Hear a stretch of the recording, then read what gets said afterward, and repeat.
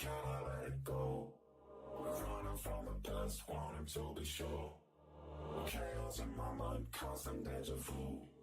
But every time, it comes back to you.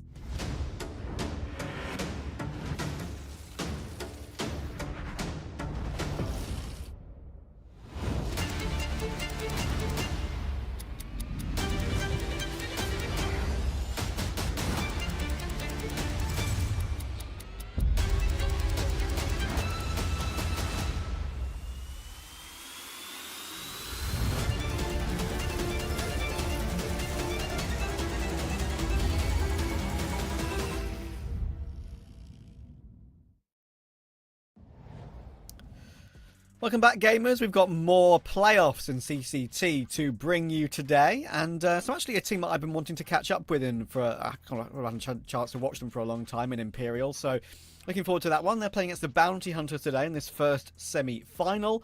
Alongside me for it is Zola and CMD64. Zola, how you doing, mate?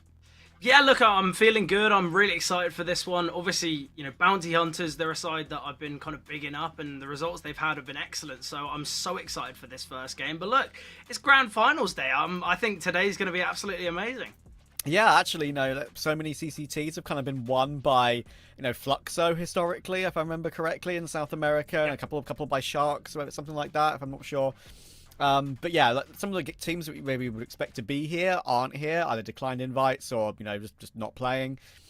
So yeah, Red Canids, they lost to Bounty Hunters yesterday. That Red Canids team is worrying me in its early stages, as we have to take a quick look at the bracket now here. And what would you say that's the most surprising result, maybe, even though it's a new team, CMD? I mean, yeah, the Red Cannon result on its own is surprising, but then you look at the Fluxo Bounty Hunters game as well. It feels like every matchup that Bounty Hunters have been a part of have just been completely different to what I think most people would predict, and it feels like their fairy tale story is only continuing. I mean, what a run it will be if they can go on to beat Imperial as well. I mean, coming into this, look, you've had Sharks, you've had Bestia, Imperial, Red Canids, and Fluxo. Legacy as well. These are the teams people are saying are the favourites to win it, and somehow Bounty Hunters have already knocked out two of them, potentially going to be a third coming up very soon. So, I mean, yeah, anything that Bounty Hunters have been a part of have been a major surprise, really. And it is, right? Because, obviously, we all know the news around, these tournaments, some being unranked, some being ranked. Some teams have pulled out, probably due to that factor. Fluxo and Red Canids, they have not been either of the two teams to pull out, right? These are legitimate 2-0s. So, yeah, pretty impressive from Bounty Hunters. They've got some names that we can have a look at now. So I'm going to bring up the Bounty Hunters roster, because there's a few players here that I've covered for quite a few years over the sort of history of their progression. I know quite a bit about Kaiser. I've seen Zoc, of course, when he was a part of Bestia for a while. Turtle has been on, I think he was on one of the versions of MIBR, if I'm not mistaken. And same goes for Mayan, to be fair. But I think Mayan especially has kind of reached a portion of his career where this is kind of the best it gets for him, this sort of level of team. I don't think he's ever going to get an upgrade again or an opportunity like he had back then again, sadly. So if he can keep delivering at this level, that's probably the best we can hope from him. And Zola, I mean, if looking at this roster, to be fair, Kaiser and Mayan, they're probably the two names you'd look at and say they should be doing most of the work. Yeah, definitely. Obviously, both of these players have been doing a lot when it comes to the fragging power. I'm happy you brought up Turtle. You just have to look at the two recent series, obviously both being the playoff series. Turtle has been a real key factor for it. And you look in previous teams, Turtle hasn't really been, a crazy performer, but in the playoffs, it's seemingly working quite nicely for them. And obviously, this Bounty Hunter side, we got to see them through the Swiss stage. We've seen them obviously besting two of the quote-unquote favourites here. And the fact that they are on such hot form is excellent for them. And something that I've said about this Bounty Hunters roster is they play quite heavily with confidence. It seems like if they win the first map, they 2-0. If they lose the first map, they go 0-2. So I think something that is going to be quite important for them is genuinely them having that first map pick, it being their kind of result, because if they can take that, then they can 2-0. And it's a team that really, really do play off confidence. Me and Charlie were lucky enough to watch that Fluxo game, and it seemed like everything they touched turned to gold, because it wasn't as though they were scared of anyone. They were playing as though they were the favourites, yet the underdog. So I think right now, this Bounty Hunter side, they can really, really impress. Obviously, we did get to see Imperial as well yesterday. They looked absolutely insane. I think eventually Bounty Hunters are gonna be stopped in their path. I think Imperial have got to take them down. I think there is a jump between Imperial and the likes of Fluxo and Red Canids. So I think Imperial, they will put an end to this Bounty Hunter streak. You'd think so, wouldn't you? I mean, if you look at the Imperial roster now, I believe we can, they're at a weird stage of their progression, because you feel like they should be a lot higher ranked with the name value they have. We know what Nowhere and Desenchi, for example, did at Majors in their kind of debut performances. Try has always been highly touted, and the new addition, who I've always liked as a player, Shay, I think he's superb. And I think that's the kind of revitalization, Charlie, that perhaps this roster needs. I mean, that's the thing. I think it's not just a revitalization for Imperial. I think it is for Che as well. He's had a lot of opportunities and a lot of sort of similar level South American teams that you do look at who think, Yeah, okay, Che could be the winning solution to that. I mean, you look at sides like Fluxo, Sharks. He has had opportunities, but it's never quite worked out, I think, to the talent that this man does have. It feels like maybe we're starting to see what could be the perfect situation for both sides now. Che maybe finally reaching that potential that I think we're all hoping to see, as well as Imperial doing the same as this 5. And it feels, look, we've only seen a couple of series on HLTV with Che in the wings of this core right now. But so far, so good. I mean, he's been playing out of his mind yesterday. Absolute display of brilliance from him. And I think if he continues to do so again today, I think a lot of people are going to look at him as the reason why Imperial have made it this far.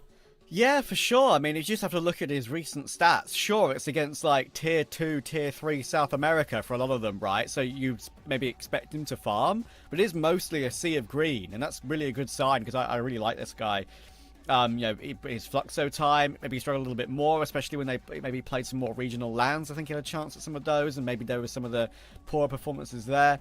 But overall, I always felt like he's showed a decent level, and sort of shown a decent account of himself against like the lesser competition. And occasionally he'd play a Pain, occasionally he'd play like a Bestia or a Sharks or something, and he'd have a really good performance. But it's this step now he's got this opportunity where it's like, okay, now he had his fun on Troppo de Taco for a while, Taco's mixed team, right? Now it's time to move on, move up. This could be your opportunity to actually, you know, make a major. Like, this is a team that has those aspirations.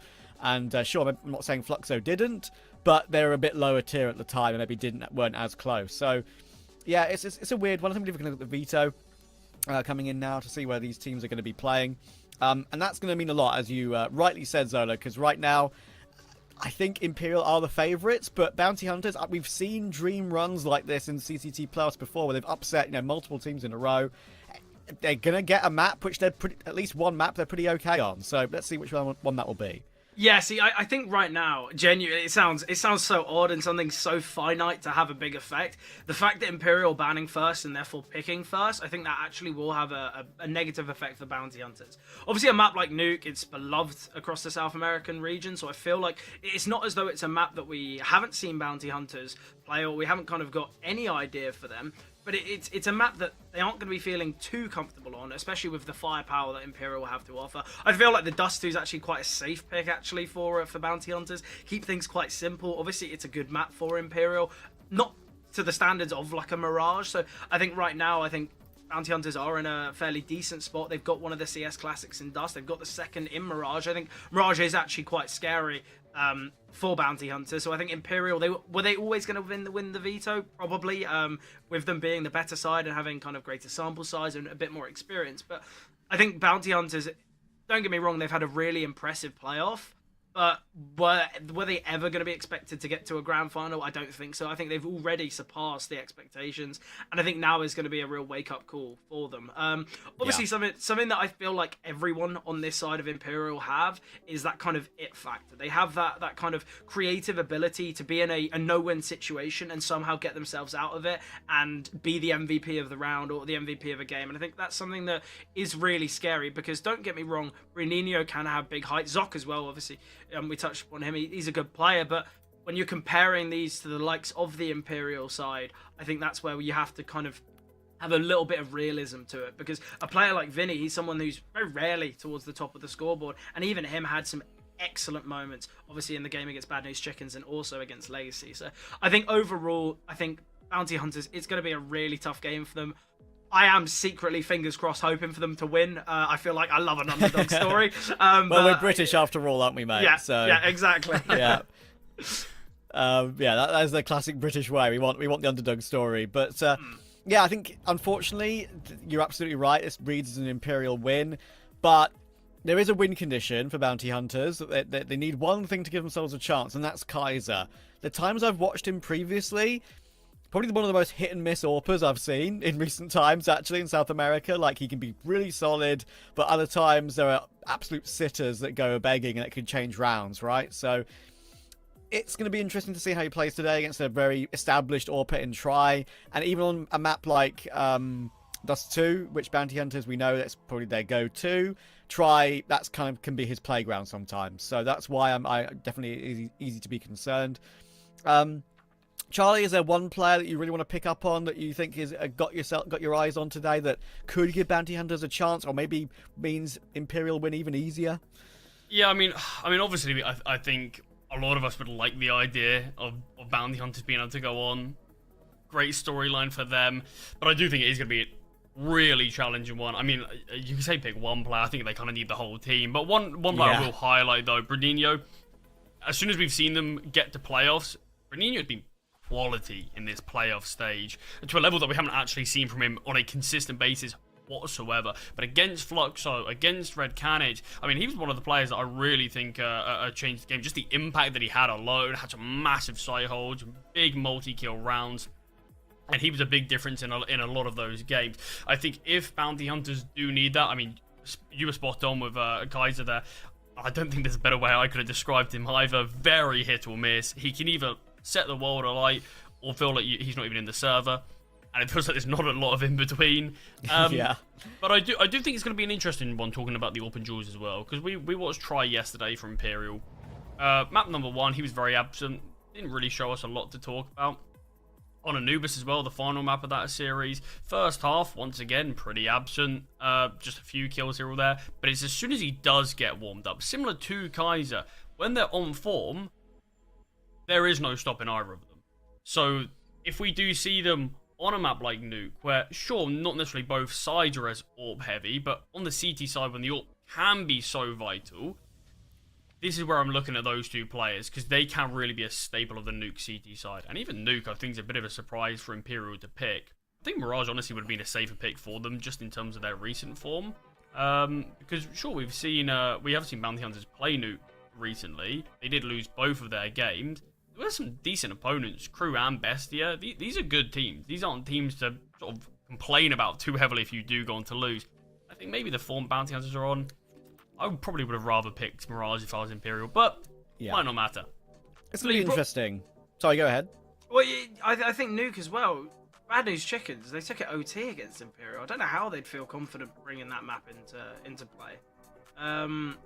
So yeah, I'm kind of doubling down on that point really with Charlie. That's because fair, yeah. I think, are you really wanting to float something like Nuke? I feel like this isn't the chance to do it. This isn't the platform to do it. This is a semi-final, right? Yeah, you're right. I mean, it's kind of a weird situation in the progression for like both teams as well, because like as we kind of have described in the past when it comes to these playoffs, the regions, for example, like we could probably describe it as like official prac in a way, right? Because like it's a great opportunity for Bounty Hunters to see what they can do against the likes of a team like Imperial. So I believe we're ready to go into game. I'll catch you guys a little bit later, but lads, take it away. Yeah, look, I think this is a big game for Bounty Hunters. I think a map like Nuke, it's possible, certainly within the realms of possibility. But I think it's got to be said, right, Charlie? I think Imperial certainly are the favourites, and I think in about 45 minutes' time after the map's over, I think we'll realise as to why. But confidence being such an important factor here for Bounty Hunters, if they can start their CT side off nicely, could be a bit of an interesting one for Imperial to think about. Yeah, I mean, of course, they're going to be aware that Imperial are the favourites as well. They're going to be aware that ever since they made it to playoffs, every other team they faced have been the favourites. But they passed every single challenge. They've done so with flying colours. They've in just won games, they've dominated games. So I'm just enjoying, hopefully, getting to see a great showing out of Bounty Hunters. Regardless of the scoreline, I hope they make it a competitive game. A nice pistol, though, from Imperial. They take down Turtle close towards Squeaky. And now with the bomb plant, no defuse kit. Bounty Hunters, if they want a chance here, they're going to have to speed things up. Flashbang coming through. The Julie's at range here from Heaven. And the problem is, now the flash, it's kind of been wasted. They've not looked to push in. It seems like we're just going to see a save from Bounty Hunters. I don't mind the call, but I also don't really see the value in having just one defender towards A. There's no quick rotation. Obviously, main was smoked. I mean, it's just a bit of a gamble you make, isn't it? I mean, considering how heavily teams do like to hit towards the A-bomb, so maybe you think they'd want to stack it up a little more, but maybe Bounty Hunters to read, it didn't go their way. But I mean, you understand the idea of it, but I like the idea of keeping weapons alive as well. Like, you've got armor on a good few players, it allows you to go for this force buy. And realistically, once the T's are in a bomb site, set up in a post plant, you're disadvantaged. The chance of you actually winning the round is pretty slim. So yeah, I like this. Look how good this force buy looks. You rarely see a second round force on the CT side looking this good. Sure, you got next to no util, but weaponry, 3 for masses? I mean, you'll take that every day. Yeah, with the recent buff to the FAMAS, I feel like a lot of people are going to be... We're going to be seeing a lot more of the FAMAS, maybe a little bit less of the MP9. Early aggression towards outside. That's one of the FAMAS's falling. Kaiser eliminated here. Mayan slamming through the smoke in the hopes of connecting a lucky bullet, but nothing connecting so far. CCT in a nice position here. We'll find another. Spotted this a second as well from the retrieval of the weapon. Turtle gets the kill on Tashay. The Galil of Decency. Oh, Mayan rotating down confined too. That's 2 of the rifles falling. Vinny now in a lot of pressure because his teammate in Decency has been chipped away at. And Vinny, is he going to be prepared for Mayan to already be crossed it? I doubt it. Surely not. And he will find Mayan 1 versus 4 down to a 1-on-1. And I love the speed of his decision making. Straight away maneuvering back to lobby. Might just hold the vent. This could be perfect. Decency. It's just mind games now. There's a lot of time on the clock. The bomb will get planted towards B, and Mayan's already on his way, but obviously no defuse kit, and now no information. Yeah, Decency though will be making his way towards ramp. Needs to be worried. Mayan. It's all about timing here, and Mayan will find it. A 1 versus 4. Straight away, we expected excitement and craziness here, but already Mayan showing what he has to offer. We've praised him as being this kind of incredible player and, you know, the outlet and what he can provide, but what a round. Begs the question why the final 2 players don't just double up. Still, though, Bounty Hunters, they've been given a gift in that one. Yeah, I mean, absolutely. Supplied by Mayan. Considering he's still so young, so much experience this player has had in this scene, and what a massive clutch for him to show. Decency, you can see he tries to make his way towards ramp, just tries to give him a bit of an off angle, doesn't expect or probably hoping Mayan isn't going to be playing towards ramp himself. But takes the head up duel, doesn't go their way, and despite Imperial winning that pistol, that force buy is a great response. Yeah, look, obviously we see DCD plant and then look to go towards ramp. I would have much preferred him to try and stay tucked somewhere. Obviously, as you mentioned, Mayan didn't have a kit. He'd have to speed up that retake. And I think the problem is, if Decency had information, at least there's a chance. He can try and wait for a tap of the bomb. We see him try and take control towards ramp, but Mayan was just so quick with his decisions. Obviously, after he gets that double, picks up the AK straight away towards outside, catches out Vinny, and does the exact same thing, maneuvering towards ramp. It's something that I doubt Imperial would have been prepared for whatsoever, but already, Charlie, we are seeing the beginning of the technical issues. I mean, it is like you said, though. In terms of, you have to question. Decency's, he's low HP. He's a couple of bullets from death.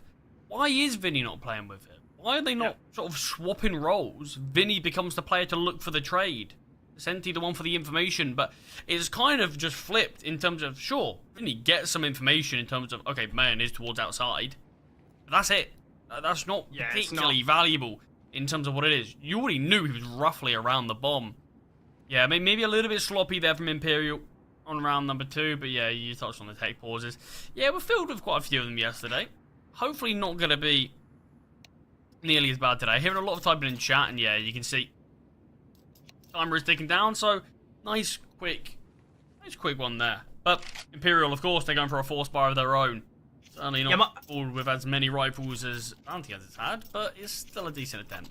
I think as well, it's not as though Imperial were lacking in time either. I feel like we might not be able to fully highlight that error of not playing together if there was, 25, 30 seconds on the clock, but there was at least a minute for them to work with. Yeah. And I think that's the biggest problem, but Imperial already have been shut down here on their T side. And look, it's clear that Bounty Hunter's okay. We question why they weren't playing a little bit more towards A and quicker rotations on the pistol. Well, I guess their game plans worked out nicely. Big find here. Che taking down Turtle, important trade. And now, Che, he hears the steps out of secret, can find Mayan. In the open, there's a player out in heaven. How is no one swinging? Zog now in the backlines will find the bomb carrier. Needs to deal with a couple on the bomb side, but try quick with the tech, and now Shay's flanking all on Kaiser. We've seen a big clutch already from Bounty Hunters, but can they go again? Try will take him down. No knife kill there for Shay, but Imperial, an excellent response there. A bit of a mismanaged rotations from Bounty Hunters. Obviously, Shay catches out the first towards main, but the fact the players just sprinting up secret, pushing through the smoke. Bounty Hunters had the fuse kits, they had utility, they had the premium weaponry. They didn't need to rush that retake, but the slight decisions there have cost them. And they're now the ones with weaker weapons. I mean, massive round for Jay there with the Tech 9. I mean, you can see initially that could have been shot down. They were fighting against a rifle outside with 2 techs. Still managed to do it. Nice first kill. Great awareness to find the second.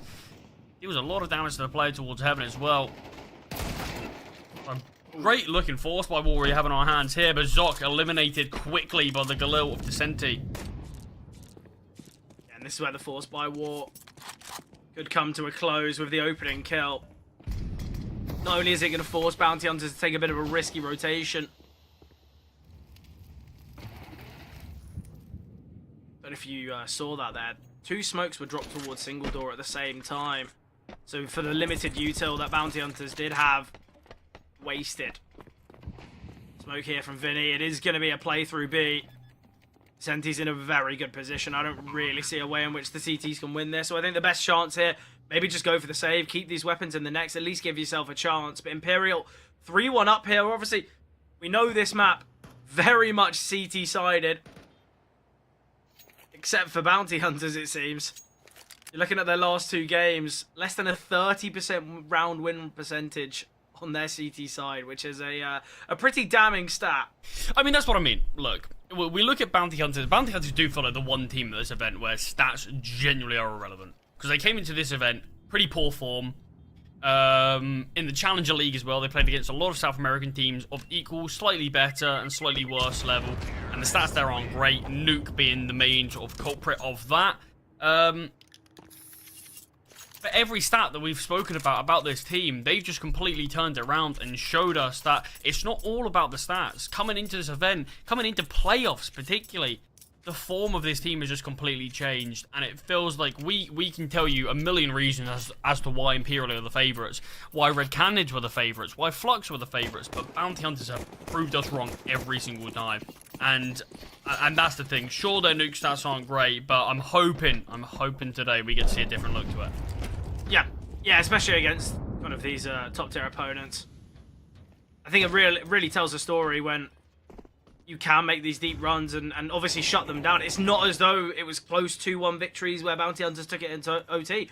These were 2-0s. These were dominant 2-0s against Red Cannons and the likes of Flux. So for a team that just about scraped it out of Swiss stage as well, it's a really great look for them.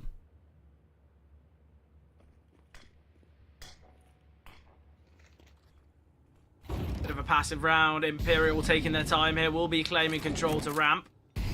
Messing about though. Dropping all the utility necessary to clear out this angle effectively. Already such a heavy gamble here from Bounty Hunters. Sent 3 players towards the lower site. Make it a 4th. Zok now looking to reaggress here. Imperial. Bounty Hunters with a full gamble. See, I love the full gamble, and the fact that they gave up ramp and then went into a full gamble is excellent, but it's just so unfortunate. No way he's in a bit of a difficult position. I think the best outcome is he finds 2. He's going to get overwhelmed with these weapons, surely. Doesn't even get to, just a 1. Got a teammate in Descenti close by. Tag of the scouts, nice, and Kaiser with the no-scope. M4 obviously can be retrieved, same with the Galil, but Shay might change that.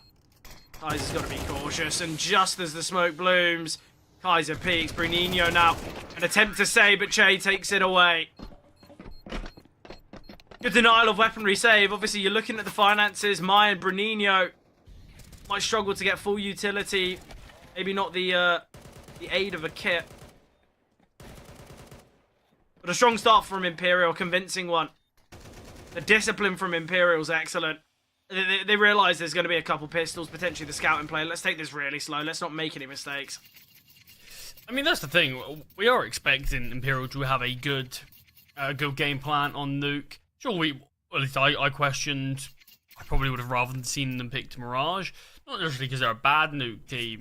Because obviously we've only seen them play it once this year alone, and that was a very close game against Bad News Chickens. But of course, this team is going to feel comfortable in this map, and maybe you're just looking at it as a bit more of a punish pick for Bounty Hunters, whereas obviously Mirage is a map that you mentioned. It feels like Bounty Hunters are a team that do play off of a lot of confidence, and if they have a good start to a map like Mirage, which can be dictated by individuals on occasion, maybe Imperial just trying to deny anything like that.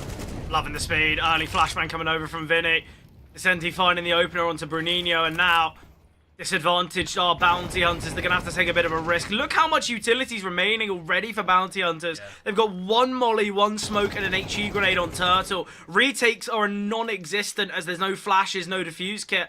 In fact, a flash has just been picked up by Kaiser, but Bounty Hunters, this has kind of been their first real full buy, no limitations. Obviously, they don't have the AWP, but right now, Imperial, I love the speed of that kind of early peek towards her, accompanied by a flash as well. Somewhat reminiscent, you'd expect it maybe from an AWP in hand, but aggression towards outside, they line up. Turtle able to get one, might go searching for the second. The HE grenade could be the one to do it, and Vinny falling.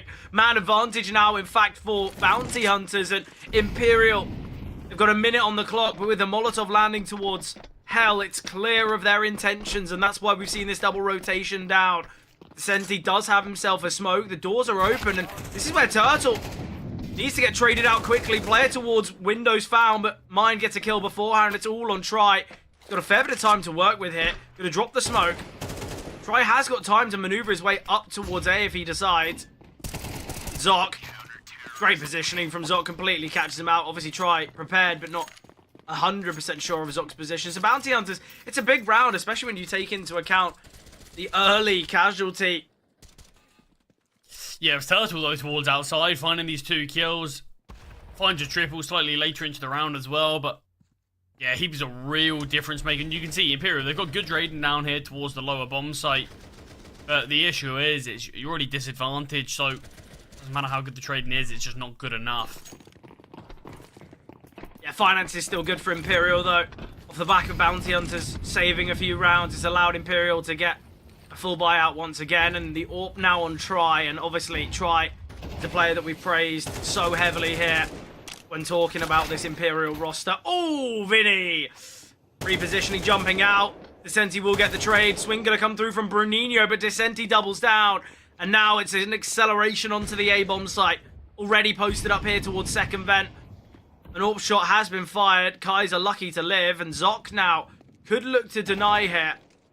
Shay with the bomb. Got to be careful. Got to be cautious.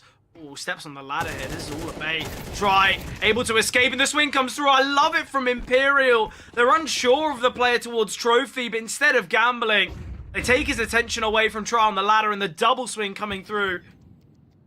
But Imperial, this is a perfectly played round. I'm loving what we're seeing here from them. Yeah, I mean, just the awareness there for something like that. You can see they delay to clear out a player if anyone's pushing towards ramp, and then they have 2 players getting ready to swing off of it. It's really basic stuff, but it's just done very, very well. Because you can easily see teams overlook that, because he's not come in, find himself a kill, maybe back away, maybe double up. Imperial aren't letting anything like that happen. But, I mean, I was asked, obviously by Trav, who is it that I want to point out? Who is, I think, a player who Bounty Hunters need to win this? I said Bruninho. He's 0-5 right now. 0-5, yeah. Look, you're right in saying he's had a good start, obviously, to playoffs. In both the games, he's been on hot form, but we know consistency's an issue for Bruninho. You just have to look at his recent games. You know, he has incredible stats in some and then completely lost in others. There's a reason he's got a 0.97 average rating, and I feel like it is tough, you know, but for a player like Bruninho and for a team like Bounty Hunters, if you want to have consistent victories against these top teams, no one can be in the dark. No one can be playing poorly, and you can really see the games in which Bounty Hunters are victorious in, and ones they're not. Don't forget, that's his rating after these playoff games. He was sitting at 0.87. Exactly. These. Yeah. But it's the games in which he's not performing where you can see the real drop in victories and win percentage for Bounty Hunters. It's clear he's a key player. Obviously, all 5 of them are, but Bruninho sometimes just a little bit too in the dark. Kaiser, though, one of the save rifles. I hope he's not the first one to take contact here. Try. Timing not looking great. And it's going to be a crunch. This is the bomb. 2 rifles coming through. The 5-7 finds. The kill feed all blue. The final players towards outside. Bounty Hunters. A gamble crunch here onto lobby that's going to cost Imperial a chance at victory because the man advantage is seen. Weaponry's retrieved now, and I think for Imperial, maybe the best decision is just to save. They got 45 seconds. I don't think they've really got a chance in the round. I think just keep this weaponry, keep this equipment alive. Obviously, No Way can drop over an AWP to try. Decent can invest. Try can buy as well. I see no value in going for this, but minimal time. They are going to give it a look. Kaiser taken down here. Zoc on the AWP in close proximity, but Zoc with the no-scope. And now all on Vinny. There's such limited time. If they wanted to go for this, they had 60 seconds. They should have gone for it straight away, but the swing comes through from Bruninho. Yeah, I don't love the decision there, I've got to say. I've got to be blunt about it. I think it's a poor decision from Imperial that. I think once you do a 3 plays towards lobby though, and 1 kill found. I mean, that's the biggest issue there, really. But I mean, yeah, you're hoping even if we do see that push. I mean, Che finds the first kill. That's nice, but it feels like Vinny's waiting for him to die before he can have a crack at it. Yeah. Why are we not trying to see if they can crunch it together? Vinny was still clearing out the very initial parts before even looking to make his way towards the bomb. Yeah, many questions to be asked about Imperial. Obviously, they've got to do better to get more there, but clearly not ready for this lobby aggression, and we see it again. Try. We'll get the trade onto Mayan. We've got 2 towards ramp here. Kaiser alone here on the A-bomb site. Needs to realise this aggression coming from outside. Shay has just stepped. Try on top of lobby here. Does have the bomb as well, so needs to be very cautious. The AWP of Kaiser having a look towards outside will find. No trade possibility as well from the player in secret. A mad advantage again here for Bounty Hunters. Obviously, Imperial, they've got 5 rounds so far, and with plenty more to play, I think they'll be happy with this current result. But I think there's been many mistakes here from Imperial already, and for a side that we've also praised in this game to having such calculation and such discipline, there've also been some real missteps and some hiccups here for them. Yeah, there certainly has. Vinny down towards the lower side, hoping. Tried to make enough presence to do something, and Zoc already rotating down. Vinny is going up in the vents. Try, obviously low HP, so he's relying heavily on Vinny here in this round. Kaiser's just tucked away in Squeaky. It's all going to be about timing. He can make his way. He's cleared out the bomb site now. Utility coming over. The AWP's still here towards Squeaky. Zoc might look to go at the vents. A free kill found for Vinny, surely. And now the AWP of Kaiser. Try's going to elevate up, and now they've given up the game plan. Try's got 2 flashes. We'll get on top of Hut here now. Second player up the vent in Turtle. And Kaiser and Turtle going to look to progress. Try needs to be very cautious. He has just dropped down on the door, but spotted by Turtle still. And they're going to be aware that Vinny's probably towards Hut. Vinny, 1 versus 2. Planted for him. Turtle checking. Gun barrel spotted. And it's going to be the stick of the bomb here. I love this from Kaiser. Great decision making. The gamble from that. I absolutely love it. Vinny's not going to be happy with that in the slightest. But it's excellent. He's just taken down Turtle. It makes no sense for the stick to be seen there from Kaiser. But what a play to be made. Yeah, you could see Vinny was certainly not too impressed with that. A bit of BM shooting bodies, baiting them out and saving the AWP at least. So there can be somewhat of a chance in this. Vinny does have an AK try, obviously, with that saved AWP. And a couple of upgraded pistols around them. Always is the possibility for Imperial, but at the very least, Bounty Hunters should be on par to find 5. Yeah, it's just little rounds like that can be real turning points. Even though that all casualties seen on Bounty Hunter's side, they still win the round. It takes great nerve for a player like that for Kaiser. And although Kaiser's 3 and 5, maybe not having the best of games, he's just won Bounty Hunters around, and obviously got them in a point where their opponent's finances aren't perfect, but these 2 save weapons are working well, and the Tech 9s, P250s can find. It's a 5-on-2 now. Weapons have been retrieved, and Bruninho under pressure here from heaven. Senti will fall. Oh, I love this gamble call. Both down the vents. Door's been open though now, and the AWP, the rifle, sorry, posted up from no way. Right now, Imperial split. I hate this decision. It can catch them out. Bruninho finds this kill onto no way. This is where it's down to this 3 versus 2. Shay's just got a Glock. Mine found by the Glock. It's excellent from Shay there. Bruninho, though, still going to look to isolate. Finds his first. Aware that Shay was here towards single door. Already very mobile is Shay. Bruninho, he's going to go up towards the A-bomb site. Spotted out by Vinny, but still, Imperial, they've made some mistakes in these rounds. It's got to be said, it was a 2 versus 5, and although victorious, I still feel like Imperial didn't feel comfortable in that round. Yeah, I mean, it was good rotations there. I mean, Bruninho made things difficult, finding this kill on to try. I think Jay just about spotted and relayed that information to Vinny. So Imperial will deny. Bounty Hunters fine in 5. Second last round of the half, and Bounty Hunters is fully committed here. This could end up being an 8-4 if this round isn't successful on the CT side. Yeah, Imperial, with that round victory, they can go on a bit of a streak, and as you touched upon, it's the full investment from Bounty Hunters, but it's not as though they've got a couple rifles and then maybe a scout and an MP9. It's just the 2 MP9s as the favoured weapons. We've got 3 sets of pistols. Utility isn't great. Mine does have a kit, but I think right now, Bounty Hunters, it's a risk that could really cost them here on Nuke.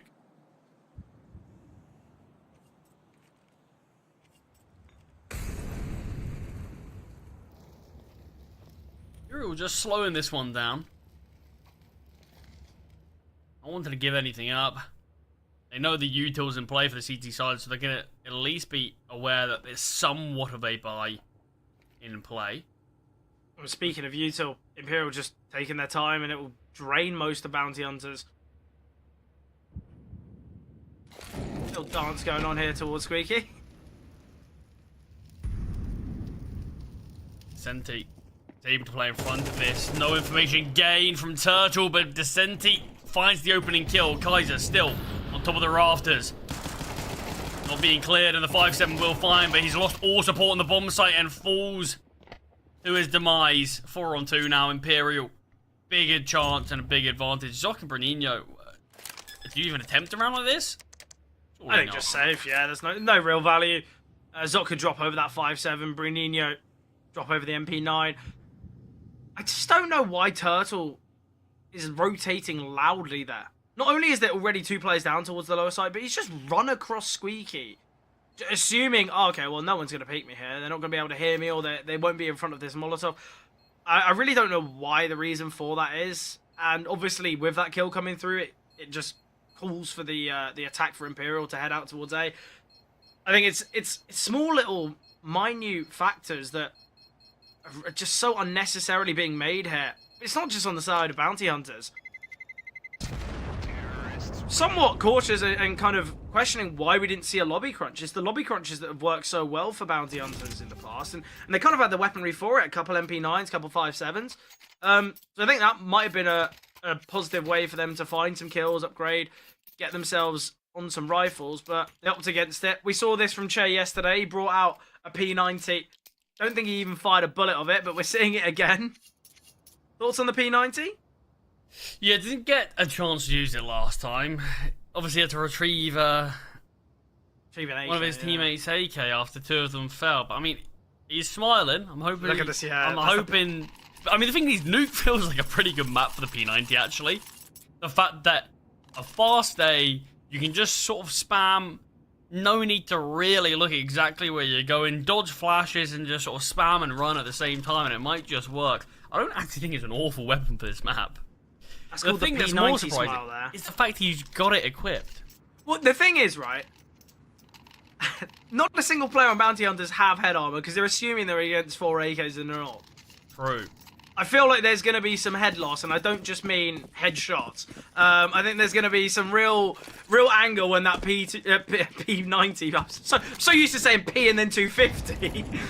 Yeah, not using the same P90, can't blame you for that. Well, here we go. Let's see this P90 in action. It finds the first, looking for more in the Molotov. The P90 of Jay does find a second, and we at least got to see impact. Kaiser with the MP9 and Zok combining for kills. No way with the final 2 kills in a chaotic and quick round there to finish off the half. Jay, a double with a P90. I mean, you could see how blinded he was. He was in a molly at times.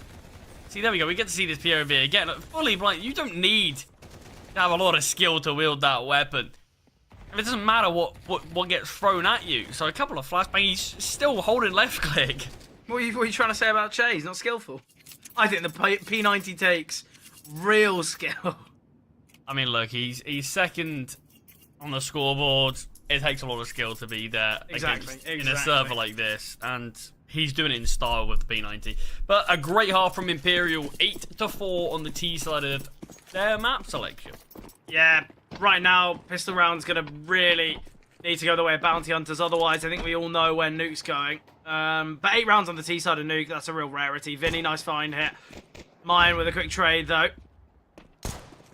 Senti. He's crept through the smoke back into main. I don't mind this decision.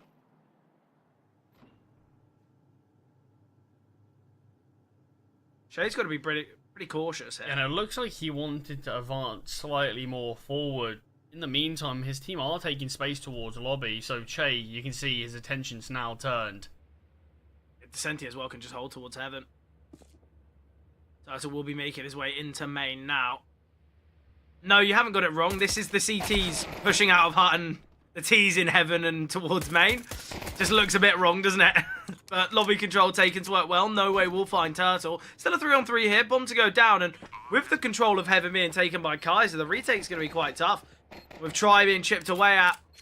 Jay just waiting still here towards hut. Player spotted. Nice find. Kaiser, important kill. And now all on Try. He's been low HP for quite some time. And Kaiser will confirm the damage he dealt earlier. Bounty Hunters with that necessary pistol we mentioned earlier. Yeah, important pistol round there from Kaiser. 3 kills found. Really important one onto No Way from him. Peeking on out. Just to give that advantage there in that 3-on-3, and only had continued from there. But we're seeing a force by both of these teams liking the second round forces. I feel like second round force always provides some interest and chaos. Yeah. Who cares about ecos, right? Exactly. I mean, you can see this one certainly is weaker than a Bounty Hunter CT side force, because you have No Way and Chain, neither of which have any armor. I like the fact they've dropped over. I really like it. I think 5-7's unarmored, or Deagle's unarmored aren't the end of the world, but the fact that there's 2 FAMASs in play, both with head armor, both with a little bit of a util, I mean, it's the right call to make. Facility landing towards outside. Bounty Hunters, it seems as though they're going to operate with the same game plan of the last round. Zok now aggressing. This could be one of the FAMASs falling. This way you might like them to swap with a player like Descenti, but he's on the other side of the map. He's down towards Secret. Control taken now towards lobby. Zok. All about timing here. Vinny's been spotted as well, and Zok can get 2. Still that FAMAS away, and now it is on No Way. Zok's had a big round here. Dealt with all this lobby aggression, dealt with this ramp control. Vinny now alone here towards Squeaky. He's heard the steps of Mayan. We'll take him down, and where there's more players close by, and Vinny, great double here, but Descenti out of the action whilst on the B-bomb site. And Bounty Hunters should find their 6th and maybe 7th, as we're expecting a weaker investment from Imperial in the next. And Bounty Hunters, they've got themselves right back in the conversation here on Nuke. Oh, Descenti will find Zok. A little bit dicey there. I mean, damage could be dealt to a point where Bounty Hunters, Imperial might actually consider going for another buy again, but it doesn't look like any more T's are going to be falling. The thing is, Descenti, if he can survive here, I expect he's going to go down, but if he could survive, he could reinvest in a FAMAS, he could drop a FAMAS and a Deagle across. I feel like it would have been a a pretty decent buy. No pun intended. Yeah, I mean, you've done a decent amount of damage anyway. So with the loss bonus, a couple of upgraded pistols, see if you can find a kill or two, just to keep that bounty hunter's economy as humble as possible. But it should be a much easier time of things now for the T's. Although, to be fair, the last round looked pretty comfortable for them, thanks to Zoc's triple initially. Yeah, I'm hopeful for Zoc here on Nuke. I feel like rounds like that, you just get a triple, you kind of dictate the round and obviously change the game. I think small little things like that can really help for a player's individual kind of confidence. And I feel like we know the heights that Zoc can provide. Eyes are now going to be under pressure. CZ jumping out into the open. Not a quick enough trade though from nowhere. And Descenti still here towards Trophy. Oh, the double dink from Vinny. Sadly, no kill there onto Bruninho. Try Descenti all that remain. Try making his way towards outside.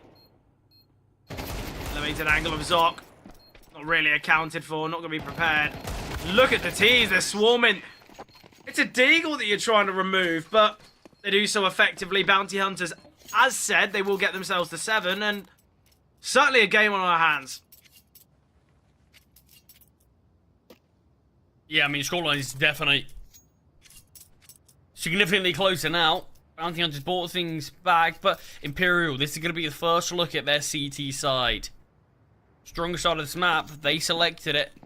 Time to see why. Type it in chat, so round should be reset. Yeah, no up on try though. I think, look, we know the CT side of Nuke and the kind of the effective nature that an AWP can have, just on the basis that I feel like an AWP can kind of play from anywhere. The mobility that you can have, the unpredictability as well. I feel like the amount of times that an AWP will be able to catch someone out, whether they're aggressing towards ramp, whether they're just posted up on Squeaky from main, or even kind of an aggressive peek towards back red. I feel like the AWP can have such value on that CT side. So don't get me wrong, it's not kind of a do or die scenario where you've got to see try bring out the glass cannon, but I think Vinny could have dropped an AWP across, obviously at the cost of utility. Yeah, he can buy an AWP and obviously Kevlar, but opting against it, which I think, I don't know, I feel like getting try on the AWP has got to be such an important factor. Yeah, it's an interesting decision, but I think Imperial probably have to look at things and be like, we probably want the util, more importantly, at the start at least. We want to make sure we're not being too limited just because we're bringing out one weapon. And at least get a bit of a lay of the land and what Bounty Hunters want. They are still in the advantage. They are on the favoured side. Yeah, I definitely agree that I don't think they're at a point where there's any huge necessity where you need the orb, it still will die. But I certainly would like to see try on it soon. Yeah, look, you know, if Bounty Hunters win this one, they find themselves 8, Imperial then have to opt for a half buy again. We could be seeing Bounty Hunters take the lead, and you know, we could be having an argument where Try only has the AWP twice on the CT side. Obviously, that's on the basis that Bounty Hunters win all these rounds in a row, which, you know, let's be honest, I don't think is going to happen. Ollie landing towards Secret. Shay already rotating down. It's all going to be about timing and Vinny's nade. HE comes through. Ooh, okay, Turtle will find him. Quick trade from Shay. I say quick, he takes so much damage there. I just assumed Shay would be able to get a quick pick and back away. Try repositioning here towards Red Box. He's been spotted, and now Mayan can look to kind of crunch in on him. I like this from Mayan. Reevaluating, just questioning whether Descenti is going to be swinging, whether a player from Heaven is going to be looking for this. Try, I think, actually just needs to back away and get himself all the way back to Forklift. Mayan hasn't spotted him, eventually does, but no way. 1 HP. Although man advantage, Imperial aren't going to be feeling confident with the lack of health on both Shay and No Way. Back at the bomb site is Descenti, the healthiest player here. It's got to go huge. You will get one. The swing out of Heaven's excellent from No Way, although on low HP. He knows he's got to help his teammate out, and now it's on Bruninho. 1 versus 4. 11 seconds on the clock. We'll find the first in Heaven. There's no need for this swing now. There is a chance for the plant. 4 seconds, though. Oh, I think he's too late now. It will be denied anyway, but Imperial throw a little bit too much at that. They lose 2 players, and as finances go, they're not in the driver's seat. There's going to be weak weapons, surely. So I don't really know why they've opted to swing there out of heaven and obviously on the back of the bomb site. I mean, in general, it's a big round. I mean, you look at it, there's a lot of fine margins. Like, you go the way of Bounty Hunters. The fact that initially Che was brought down so low. He's 1 bullet from death. No Way as well, 1 HP. That's an unfortunate one for Mayan. And the amount of impact that No Way had in that round. I mean, you look at it like that. He ended up finding, on 1 HP, found 4 kills, I think. Maybe 3. But regardless, a massive round. Che goes down here. Kaiser's AWP rings on true and gives Bounty Hunters the opening kill. I like this from Descenti. Going to be aggressing. Kaiser is holding for this, though, and will spot him out. And that's what the AWP can provide. 2 kills here from Kaiser. We said he has such heights and also such lows, but today, this game so far on Nuke, top performer here for his side and not far behind the likes of Descenti. So 3 on 5 now. This is where Imperial have got to take some space. They've got to take a bit of a risk. It will be towards outside. Luckily, Bounty Hunters have evacuated this area. What do you do if you're Imperial in this round? I think, what's the best game plan? I'd probably Gambler site, like the A-bomb site. Pretty easy to save if they go elsewhere. Sure, they can be likely a player towards Squeaky or Hut as this lurk, but right now this isn't a bad play. No Way's surely not going to get cleared here by Turtle. We'll have a slight clear, but this deep into a round, and there's still a chance. Vinny in front of this smoke now. We start to line up players. Vinny with 2. Swells to the AK. We'll get taken down. We're in a 2-on-2. No Way rotates back. And it's all on Kaiser. You said he's had a good game. How good? I don't think good enough to win this one. Yeah, it's a great crossfire. Smoking off main. He's worried about ramp and tries now seeing. Yeah, he's made his way back into Hut. Ooh, the spams from main. Kind of showing Kaiser there might be a player on the bomb side, but nice find. Again, though, why have Bounty Hunters just grey screen through a smoke? Why have they done that? They're in a hefty advantage. There's no need for them to take that risk. Obviously, contact's been made towards outside, and they're thinking, okay, well, it's going to be a 3 versus 2 or a 4 versus 2 on the bomb side, but why are they pushing through a smoke? It's just about to fade.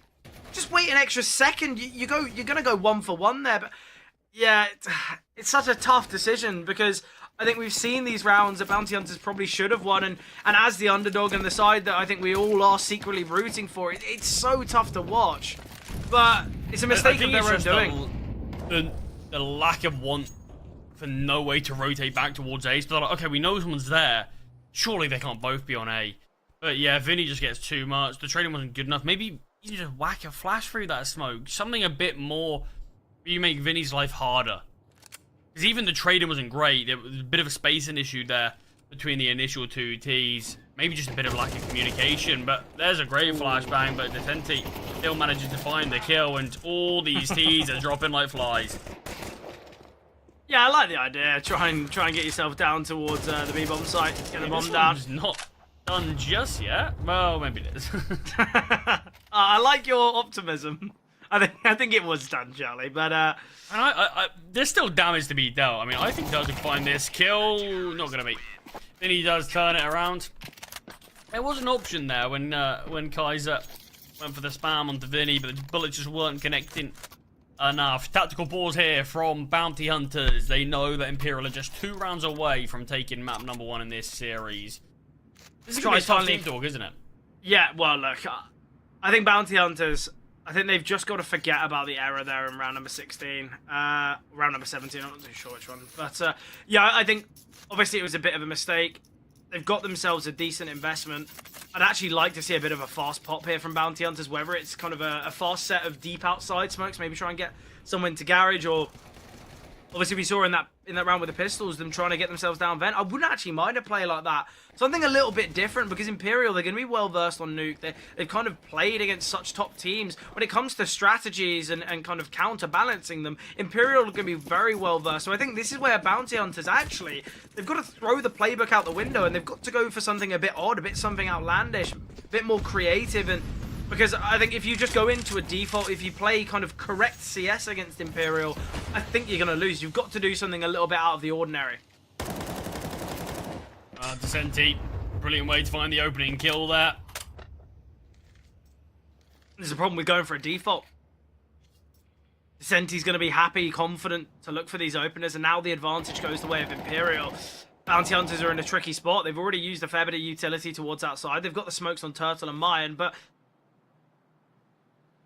Oh, it seems as though it's going to be a playthrough main.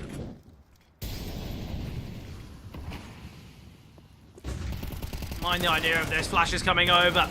Fully blinding, but decent. He's able to find 3, 4 in total. He's on for the A. Spam through the smoke of Kaiser. Giving up his position now, but... Bounty Hunters...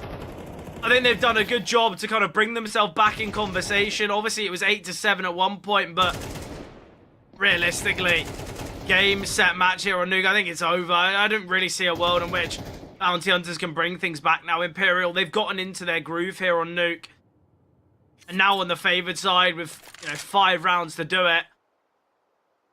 I think Imperial, a good start for them. Obviously, as I mentioned, Charlie, every single series that we've seen from Bounty Hunters here in CCT South America Series 6 has been 2 maps. They've played what? 7? No, they played 7 series. All 7 of them have been 2-0s or 0-2s. So I think we can expect where this one's going. Oh, I hope not. I do hope not. But they're a team that play off of confidence is clear. When they get the opening map victory, when they kind of have the confidence behind them, it seems that it's really what binds this team, and it really what's kind of provides them with victory. But it seems when they're a little bit down and out, they scramble. Hopefully not, as you said, but... I mean, look, we're going to be moving to Dust, aren't we? Which is a map that perfectly does embody that. So I think a good start is going to be necessary there. But, I mean, still a chance, a slim one, to find these 5 final rounds to bring it to overtime. But Imperial, they really have stepped up. Sure, they fumbled a little bit at the start of the CT side, but as soon as the weapons are out, you can see what they're made of. A Bernino with a great double. No way, finds one back. Gets a second. There's just too many multi-kills being allowed from the CT side, but the T's do just about do enough, it looks like.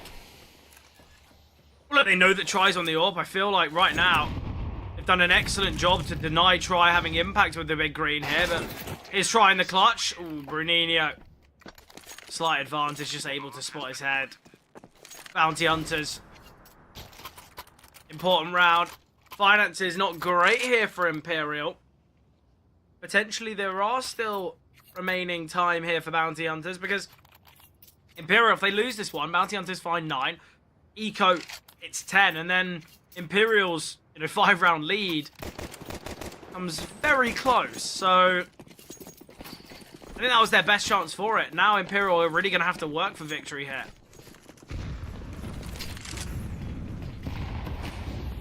I'll try with the opening kill. Might not need to work too hard. I haven't really seen too much of Try on the AWP, but now realising he wants to make a difference. He wants to kind of get up in the face. Descenti, final bullet can find Kaiser. 2-man advantage here now. Get more damage onto Mayan, but he provides back through the smoke, finding Vinny. So much damage onto Descenti. Try with a big green in hand again. Bruninho's got to be cautious, got to be careful, but loses his life, and now he can't just leave Che in the deep position. Mayan and Zoc, 2 versus 4. Lobby control's been taken. Descenti and No Way in excellent positions now. Mayan, a top lobby. Zoc now. Zoc's got to find some contacts and some kills. So he's got to... from Descenti. This isn't going to be an easy clear. Oh, he spotted one. It's a great bait. I actually thought Zoc was just going to discredit Descenti's angle there, but it's on Mayan. They're aware of his positioning. They heard the drop. 46 seconds. He jumps into the nade, but not too much damage taken. No Way just going to be holding aggression out of Hut. Mayan will have been seen and will be taken down. 13 found for Imperial. Victory here on Nuke in map number 1. And now Bounty Hunters with a bit of thinking time. Yeah, it was a good map number 1 from Imperial. It felt like business as usual, really. Sure, there was a couple of closer moments from Bounty Hunters, but Imperial were always the side in control. Moving on to Dust now. I mean, the ball's in Bounty Hunters' court. Hopefully they can turn things around. But before we do make it to Dust, we are going to throw it to Trav to break down map number 1 and give his thoughts on that. Well, it wasn't really a bad performance from Bounty Hunters overall, right? I mean, I think a lot of the things that we saw from them in the end of the game and sort of mid-game as well was just basic skill diff for Imperial, right? Like, yes, clutch for mine, by the way, in the 1v4 in the Force Buy. We're going to see some of it here. I love this. I mean, it shows that he's still got that sort of tier 1 player mentality almost and like thought process in these sort of situations.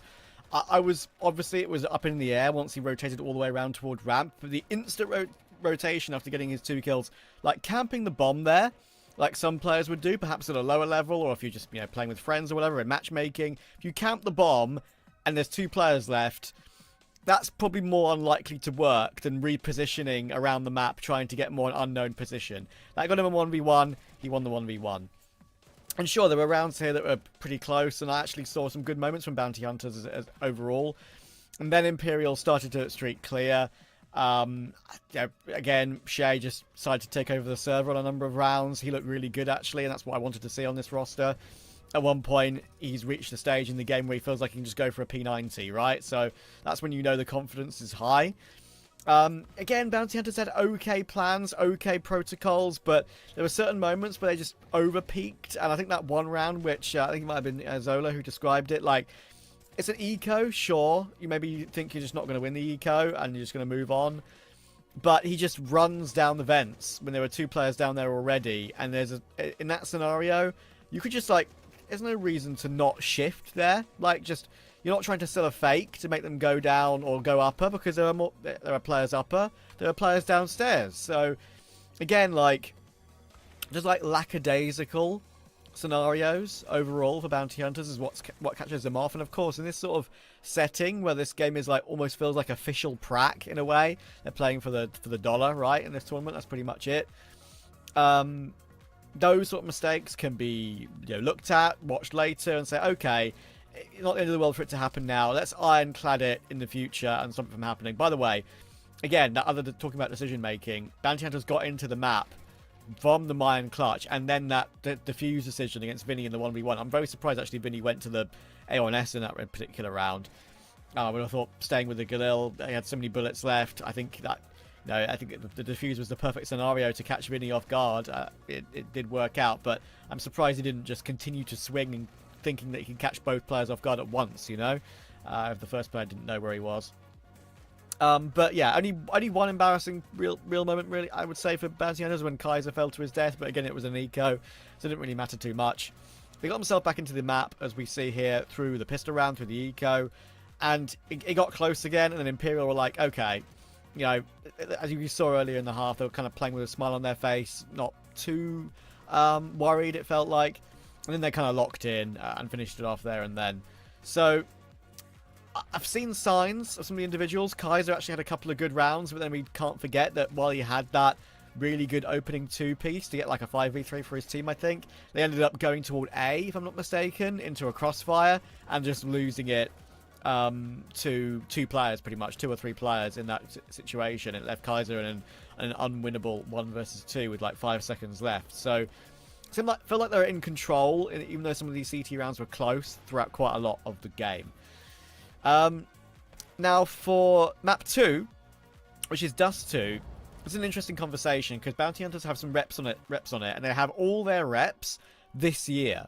They've only lost 1. That was to Exolo's Laser, and it was in double overtime, so it's not the worst loss in the world. They've beaten Dusty Roots, some sort of South American rivals. Same goes for Shinden. And they also beat Chopper de Taco pretty comfortably in ECL. But they also beat Fluxo, of course, as we've spoken about in this particular bracket. They took that map 13-10. That's a good win against a team like Fluxo for Bounty Hunters. And, of course, for Imperial, kind of growing back into playing in 2025.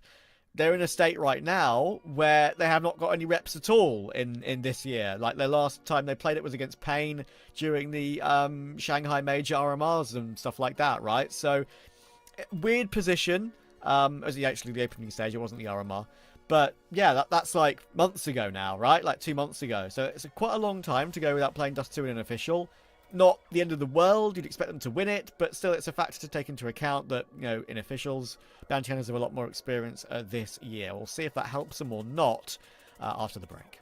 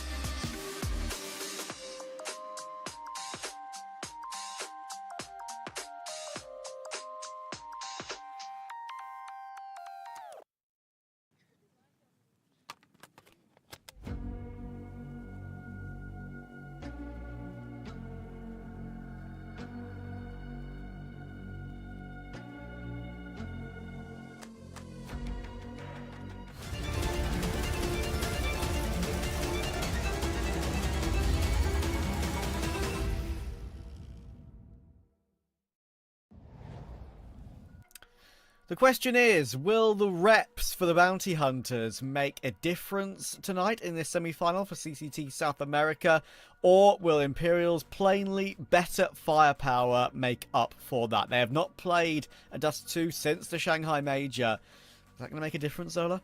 No, I don't think so. I think the way in which Imperial played was really nice. I think you look at the rounds that they lost, a vast majority was a big mistake from them. And I think you just think back to that Mayan 1 versus 4. It was obviously he does well to get the double, probably should have been traded there and then you see the players split.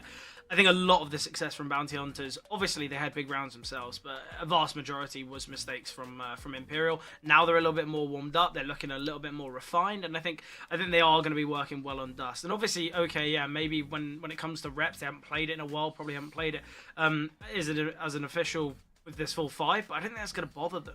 It's Dust 2, it's one of the CS classics, and also it's a map that you can just dominate with aim. And the way that Descenti was playing, obviously we know that Shay's an excellent player. Shay actually, worst rated player for the Imperial side, and he's probably the biggest talent there when it comes to individual prowess. So I'll be honest, if I'm an Imperial fan, I'd be feeling pretty confident. Yeah, I actually quite liked Phelps on Imperial. I think he did a really good job for the team over the course of his run on it. And now, sadly, going to Red Cannons to play with Coldzera, I think that's probably where his relevant career comes to an end, in my honest opinion. I don't think Red Cannons is going to do much good work in sort of this tier of South America for a little while. It's going to take them a little bit to find some level again, and I'm not sure if Phelps or Cold have that time left on a way, right, to be relevant this sort of tier again. However, when it comes to a replacement decision, if you're going to go for a replacement to add firepower, one of the main ones that was available and was a great decision is Shay. You either would have gone VSM or Shay from that Chopper de Taco mix for a little while, right? So yeah, picking Shay is fantastic. That adds to the power, especially at this level for Descenchi and No Way.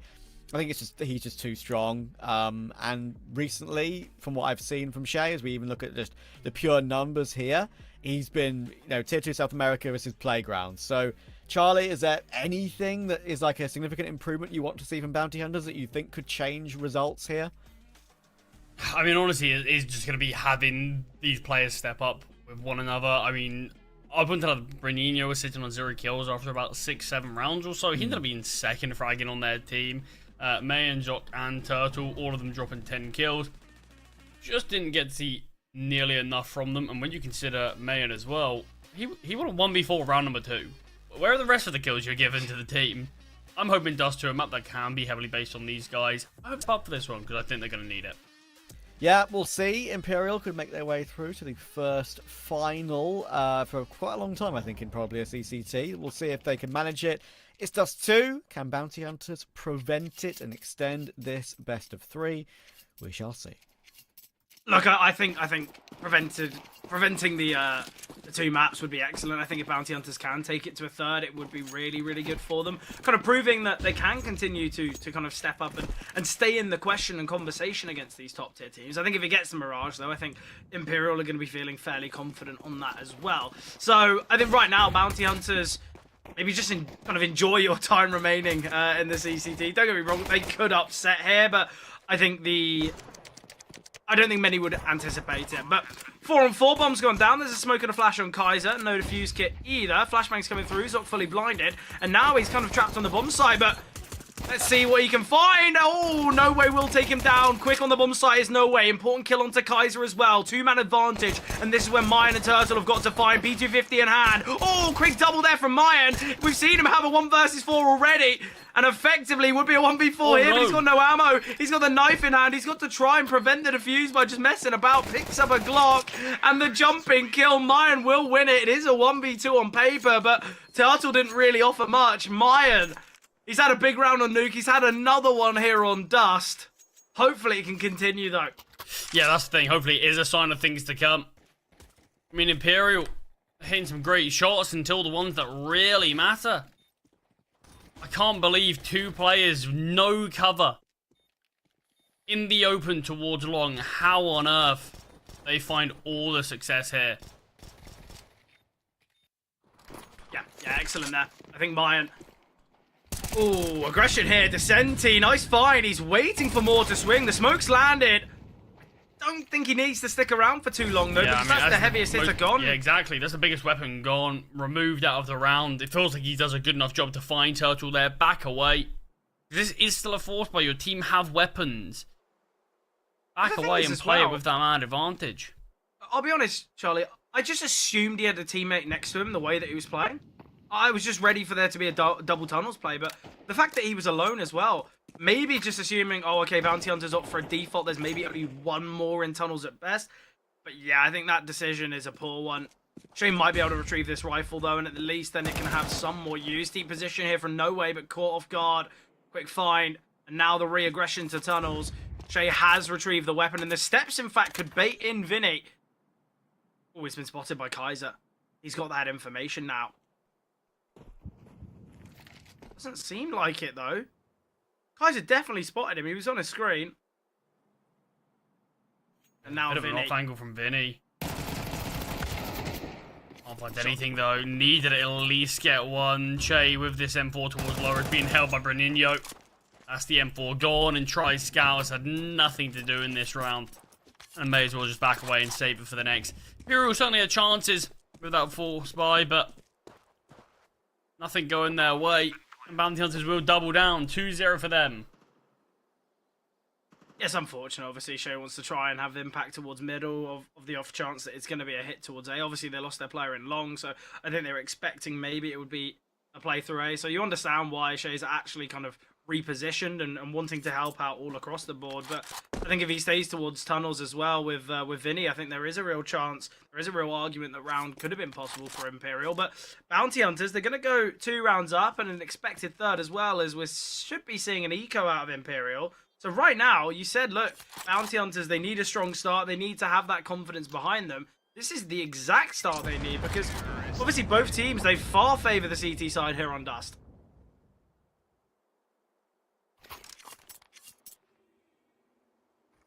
I mean, just these 2 rounds that we've seen, you do have to look at Imperial. I mean, the pistol rounds, there's not really any excuses there. And that force fire as well, there were opportunities. So Imperial could have been the ones finding themselves in this situation instead, but no, they are just the ones that have to work their way back into it. You're going to have to see a good Dust 2 out from them. Bounty Hunters, looks like they will capitalise on any mistakes that you're offering them up. The 5-7 finds 1, not able to double down. Mine there with a quick trade on Descenti. Liking the look of B a lot right now, other T's.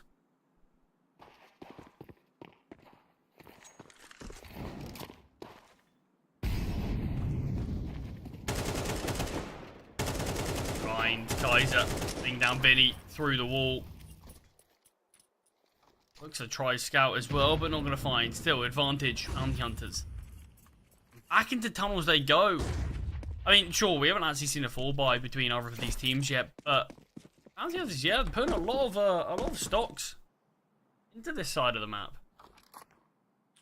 Yeah, just assuming that if Imperial look to kind of gamble a little bit more, I think usually the gamble is going to be seen towards short, maybe towards long. I feel like we know how tough the retake of the B-bomb site can be, so I guess hitting towards it can work. It's something that we saw from Bounty Hunters, I believe, in their game against Fluxo on Mirage. We saw when they got to the T side, they went for an A hit every round. They just went for A smokes every single round.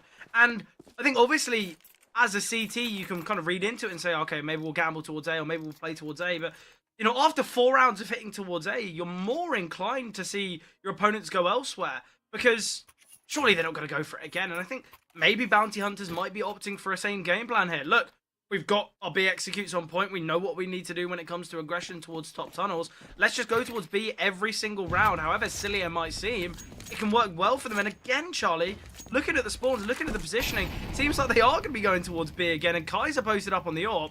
You can find a quick kill here if we see too much aggression out of No Way. But utility's coming through now. This is exactly what I was on about. Their B executes seem really good. They seem really key. the age-old saying of, if it ain't broken, don't fix it. It's perfect from Bounty Hunters. I love the simplicity of their game plan so far on the T side of Dust. Let's just hit towards B. Let's just keep going. I mean, that's the thing, and you start to begin to condition Imperial. Do we send another player over towards B? Do we leave long slightly more exposed? Do we leave short open, mid open? Anything along the lines of this, and Imperial are just going to have to start to think about it. Look at the hunt here. Bounty Hunter's so quick. Spot out one. Shay, quick enough to keep Vinny alive. Zoc now trying Vinny. No chance of survival here for Vinny. I doubt it. Kaiser's now getting that information. Vinny, a bit of an off angle, will find him. Mayan quick enough, surely, to find him. And he's gone for shooting bodies over saving the AWP. Okay, Mayan, that's where your priorities lie. I mean, I don't know if he could have received the AWP. I don't know if he would have got it in time. Oh, so he why would not have have a had bit it. of fun with it? He would have got that off. I mean, tactical pause from Imperial, and it's not surprising as to why. Yeah, look, I think Imperial, after victory on map 1, I think they just assumed, well, Dusty will go away, that's fine.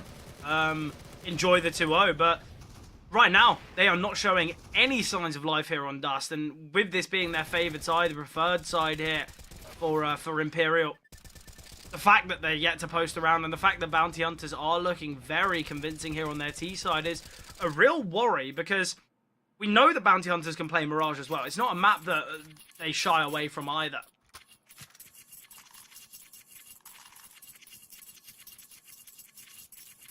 Yeah, AWP's out for try. You've got somewhat of a buy. It is obviously much more of a partial investment. But I mean, tries probably gonna have to be called upon a lot this map.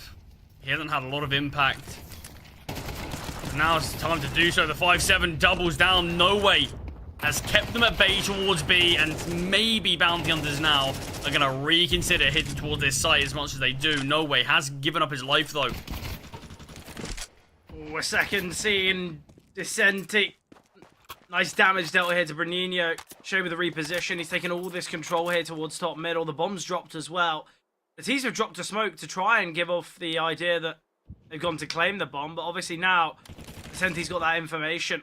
Imperial, they've called for a pause for valid reasoning, and they should see the successes of it. Shay already tucked away here. Bruninho had a slight look, but Kaiser, important kill. He's got a minute on the clock. He definitely has chances. He's got time. Ooh, I don't love the idea of this. His try looks to go for the peak, and Kaiser finds it. Information gathered, but quick shot there from Try. Imperial, they do post their first round, although a little scrappy. Has worked out nicely for them. Obviously, Bounty Hunters with that 4-round streak and keeping plenty of players alive. Money's looking good. They will be able to invest.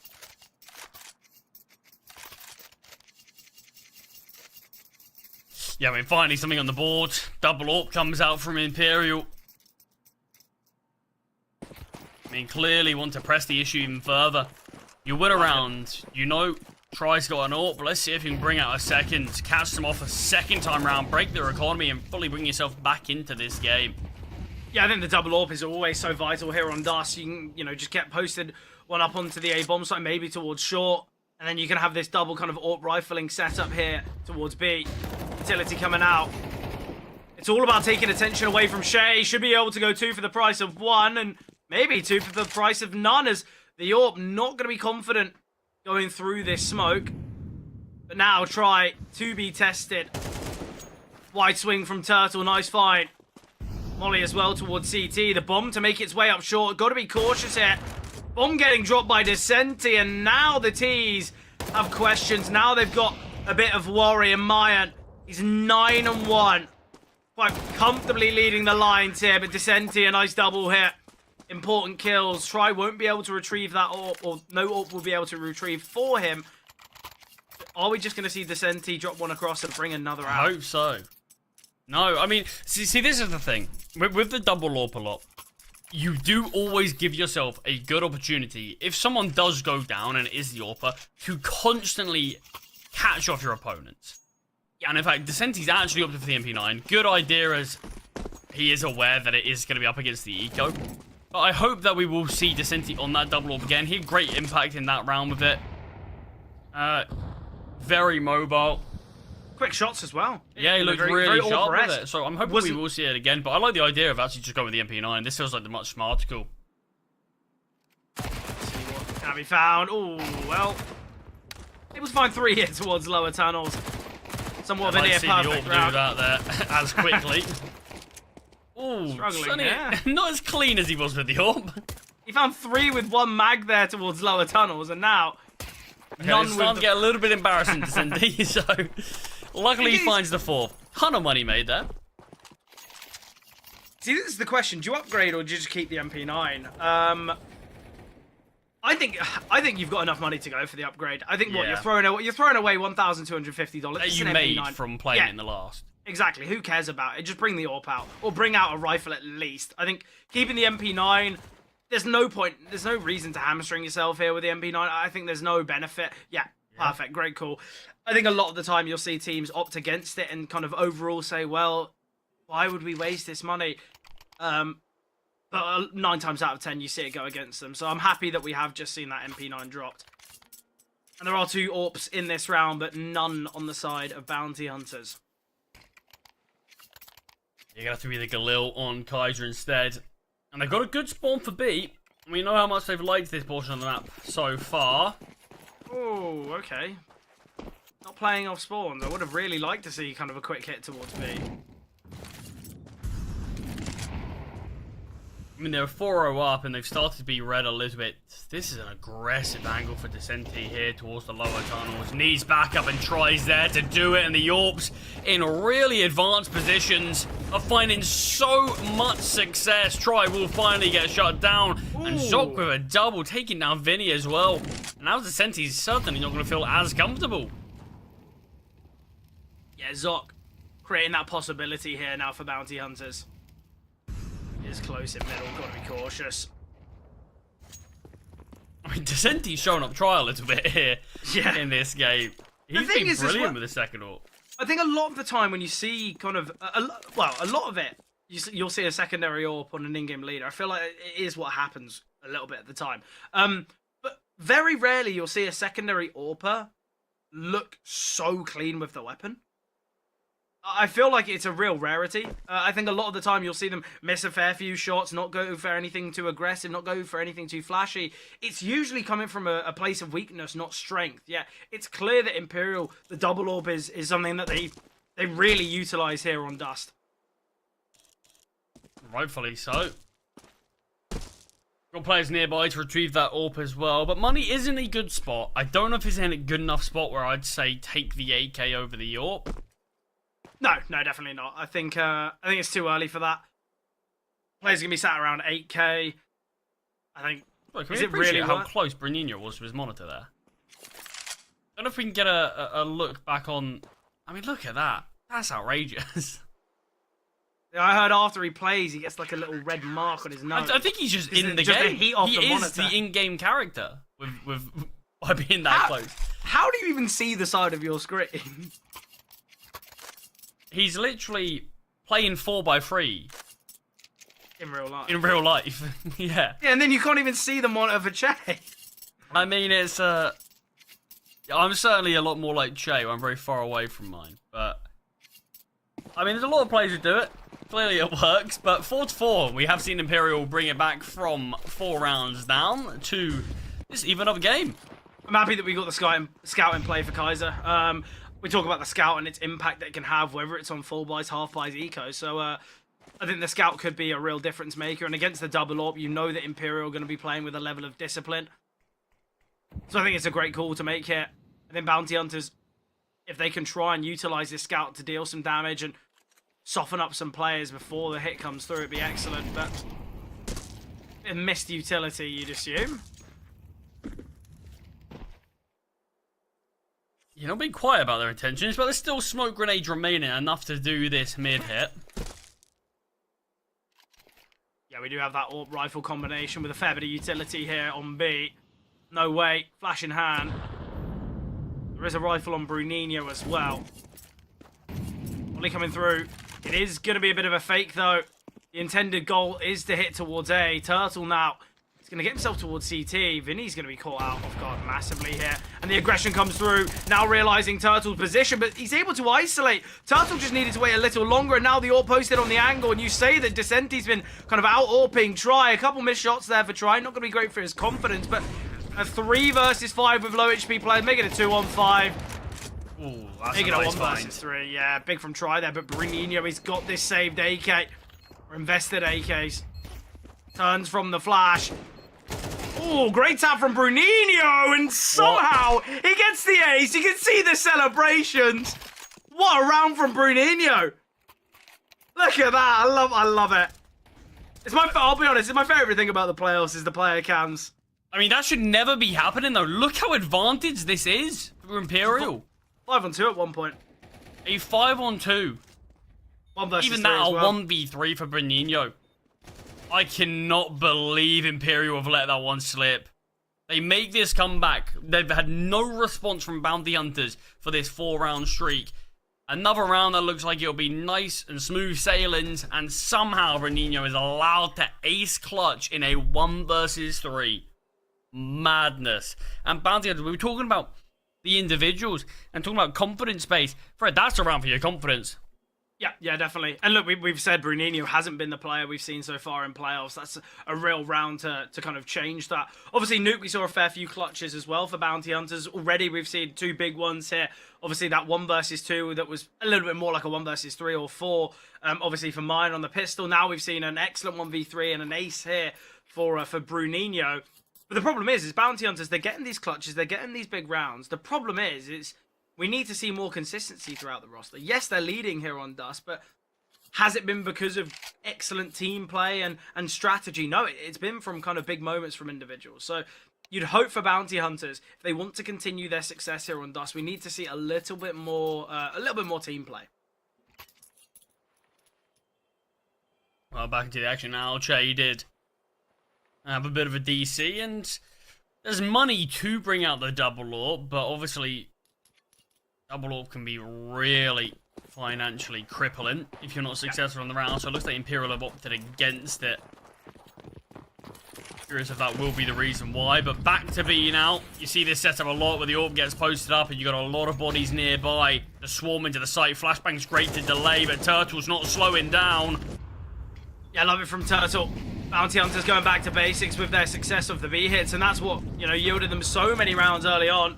And straight away, Imperial have just had to back away. They've had to give up the game. 6 have been found now for Bounty Hunters. I don't mind the idea of the full save. I mean, you don't have a choice. Once you lose that player and there's no kill you've got back, the chance of you winning that round, the odds of it have been reduced to such a significant amount. Any util that the T's have will just delay. I mean, look, they're still dumping out smokes towards the doors. They've still got a molly on Bruninho that if there was a bit more pressure, he'd probably be able to use towards window. And there's just never really an avenue into a site like that unless you're putting yourself in a huge disadvantage of getting flashed for a grey screen smoke. Well, the smoke's only faded now. There's, yeah, exactly. 10 seconds until the bomb's going to blow up, or even less than that. And the smoke only just faded now.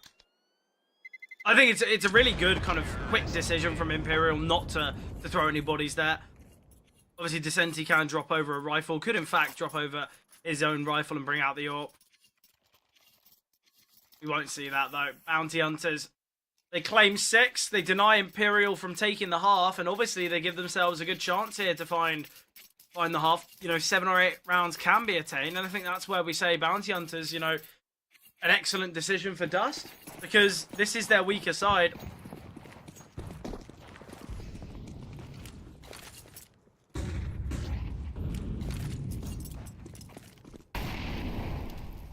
Yes, just going straight back towards B again. AWP shot has come through, but only the leg shot. No way, with a double. Try Quick shot, yeah. just spotting before being blinded, and this is a much better hold towards B. But Try is still alone. He's up against the tech, and he does get found. Kaiser does need the bomb, though. Surely not another clutch. Wow. It is Bounty Hunters. I mean, you've had the one on the pistol. You have Bruninho's. I wouldn't be surprised if they can pull it off, but around for Imperial, and they're now going to be hoping to see if they can bring things to that leveled up half. Look, I think a 6-6 would be a fair assessment of how this game's gone. I feel like neither team's really been in kind of major control. Obviously, we saw the success of Bounty Hunters in the beginning. Then Imperial had the double AWP, and that was giving them success as well. So I feel like a 6-6, I'd say, is a very fair result. Obviously, though, this is for survival for Bounty Hunters in the series, and obviously in the playoffs, if they do lose here, they go out in the semi-finals. But a great playoff already, it has to be said, from Bounty Hunters, exceeding expectations. So regardless of the outcome here of this game, I think Bounty Hunters are going to look at their performance here throughout Series 6 and really have plenty of positives to talk about. I definitely agree with that. I think most people will, really. I think it'll be difficult not to. But I mean, I actually do think Imperial probably are going to be a bit disheartened to only have found 6. But I mean, look how isolated Norway is. In the flames with the AUG, barely even being given up fights, but the Senti elsewhere. Yeah, just aggressing here towards lower tunnels, finding 2. Could just drop the nade and take down Mayan, but looks like he wants to do it with the bullets. Change positioning is great as well, and this one is going to be a clutch that Mayan can't win. Or so you thought. Honestly, I wouldn't be surprised. Well, brings out utility. Imperial, they will get that 6-6, and as said, look, this is what we kind of would expect. Right now, their pistol round would be very beneficial for Imperial. Obviously, they won kind of 6 rounds in total, but they did lose that pistol. Yeah, I think if Bounty Hunters win this game and it's a close one, maybe a 13-11, I think we're obviously going to be talking about this clutch for Brunei. I mean, it's not just that. You've flashback to the pistol as well. Yeah. Had that 2 versus 4. That was basically a 1 versus 4 for Mayan. Yeah, sorry. Yeah, there's a lot of situations where, I mean, to me, it feels like Imperial did fumble the bag slightly. Yeah, look, let's be honest. Where's Shaban in this series? Yeah, maybe this T side where they can set the tempo could be favouring Imperial slightly. Descenti currently sitting on 37 kills and 20 deaths across map 1 and 2 so far. But yeah, I think obviously we know that Shay can be so much more effective here on the T side when he's setting the tempo, when he's the one kind of aggressing. We spoke about his entries on Anubis against Legacy. It was scary for the Legacy players. I think that's safe to say. Slow pistol hit for Imperial as they are setting up towards short and long. I've given nothing up yet, but Kaiser has taken a ton of space towards lower tunnels. So this is a lot of information, but Descenti spots the shadow, yeah. Unfortunate. Yeah, unfortunate for Kaiser there. If he played up against the back wall, he would have had a better chance, but the shadow's just not helped out at all. Aggression from short, but no one holding for Bruninho. HE grenade can deal so much damage here. Misses a little, though.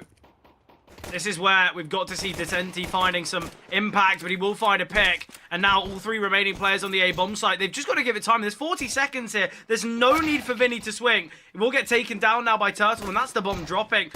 Still, Turtle and Mayan have been chipped away at quite heavily. The T's have got to progress on out, but the fact that Vinny's gone down makes this round very difficult now. Player spotted towards long. Still, we've got a player, obviously, in Goose, but try now in a 1 versus 3. If Vinny just stays tucked, I think we're looking at a very different round. Yeah, try a lot of players to find. No one really giving him anything. 10 seconds on the clock. And the CTs are playing this really smartly. And he will luckily go down before the time If I was Bruninho, I would wait. Yeah, I mean, look, you've got the choice. Do I die or do I get the kill? Yeah, but I think it'd be better for Bruninho to die and then his teammates take down Try there. It's more valuable for you to lose your life and gain money than try to gain money from dying, surely. Even still, though, big round from Bounty Hunters. I think Imperial have made a big mistake in that one. Vinny being the player that we have to talk about. I mean, you even look at that. Descenti found Kaiser pushing towards lower tunnels. It was a real decision that Imperial could have made. Let's just quickly head towards B. They probably rotated everyone away. They probably now have all the information that we are towards A. Yeah, the big problem was, I think Vinny was already out on short with the bomb. I think already they'd overstepped. Senti's on a scout here. I like this decision. Gonna be creeping here. Ooh, no tag. Will lose his life. Steps heard now, Zok. Oh, the B-hopping round from Shay. I love it. USB in hand now, but somehow the CTs do very well. Try with the double, though. Can retrieve a FAMAS. 10 bullets in the magazine. He spots out one. Has got a smoke as well, but the bomb's dropped. Yeah, he's lost his chance to get the bomb plant, and I didn't mind the decision in terms of going for the kill instead, because the bomb's already dropped quite far away. The CTs don't know that, though, that you don't necessarily have the bomb already and get ready to plant. I'm guessing the kill, you might be able to try to catch someone off. You go for the swing, but yeah, just fired when he wasn't actually spotted. Could have maybe looked for the second player, and who knows. But was just an eco. Weapons out now. Try his glass cannon in this orb. Yeah, I think it's the right decision. Obviously, those 2 kills have allowed him to bring out the big green, in fact. So, let's see what Try can offer. Molly here towards blue. Flashbang coming over. Try blinded. The orb shot will have been heard. Kaiser now taking some control here towards top middle. I like this off angle. He's got a teammate in Mayan close by. Good setup here in middle. Vinny shortly goes down here. Yeah, will fall here. Kaiser able to back away as well, which is excellent. Flashbang's good. Mine's been spotted, but he has just been allowed to back away. And nice HE grenade here from short from Kaiser. And Bounty Hunters, I'm liking the way that they've started this CT side. Just this round alone, I like the proactive nature, taking control towards middle. Kaiser finding that opener. Step towards short from Descenti. That's information gathered. Realistically, they've got to take down Bruninho without a casualty here. Otherwise, Imperial will really struggle in this round. And now, Turtle rotating in. Utility coming out. This is going to be a great setup. Turtle is in an excellent position to get trades, to take impact, kind of have his chance. And no one's even looking towards Bruninho. He will get one. Shay now holding, but trapped towards blue box. And Turtle can get close. This is the bomb. And this round's over. I don't know why we've seen a rotation away from Try. It's just going to be going for the save. Yeah, not a good start to the T-side from Imperial. I mean, not even a great look. I mean, statistically, sure, this should be, this is Bounty Hunter's strongest side and Imperial's weakest. But, obviously, they haven't played Dust in a long time. They haven't played it this year whatsoever. We questioned their nuke, and yet they still showed us how good they could be on that. But, I mean, this really is not a brilliant-looking start for them. And maybe a couple of panic alarms as Bounty Hunters are creeping closer and closer towards the finish line. Yeah, I don't think Imperial have looked anywhere near to the standards that we saw on Nuke. Utility coming over, Turtle blinded. Second flash not connecting, nowhere with an important trade there with a dig.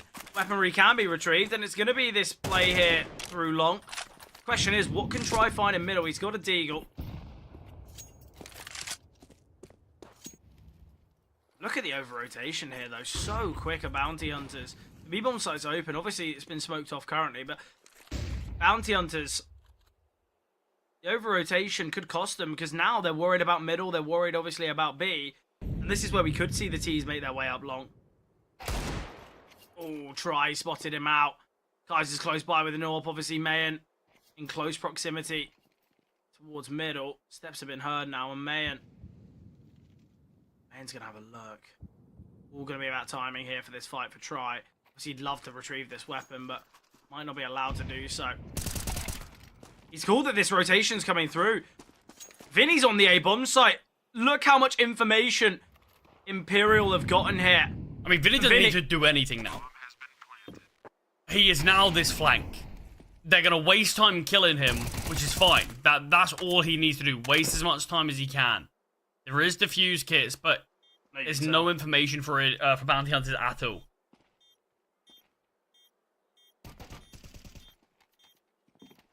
A little bit worried about tunnels. All going to be retaken from the same angle. It's just a game of how much can Descenti do. Well, he gets one. He takes all that attention away. And no way. I love the discipline.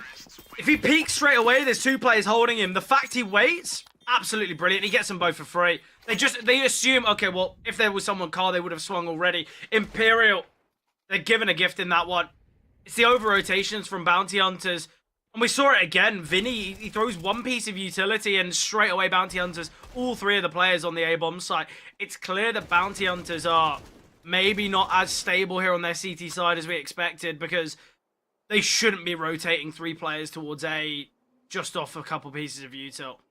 I mean, but that's the thing though. Dust in general is a map that you do have to. It's sort of similar to Nuke in the fact that you will have to give up positions. Whether that's going to be long, short, mid, one of the bomb sites entirely. And that's what we saw. We saw them give up B, but because they had no information towards that side of the map, as soon as the util from Vinny does come out, they're convinced, okay, it's not a great buy. This has to be the hit. This has to be the real thing. But yeah, it just delayed the rotations and allowed Imperial to get set up into very good post plants. And yeah, you already touched on about the impact from No Way there. Around that Imperial desperately did need, I think it's fair to say. The crazy thing is Bounty Hunters had no control towards B. They had no actual control in middle. Obviously, they were late taking it. And yes, they had players towards A, you know, close in CT and short. They didn't really have anyone on the A-bomb site either. It seemed as though they just had no control.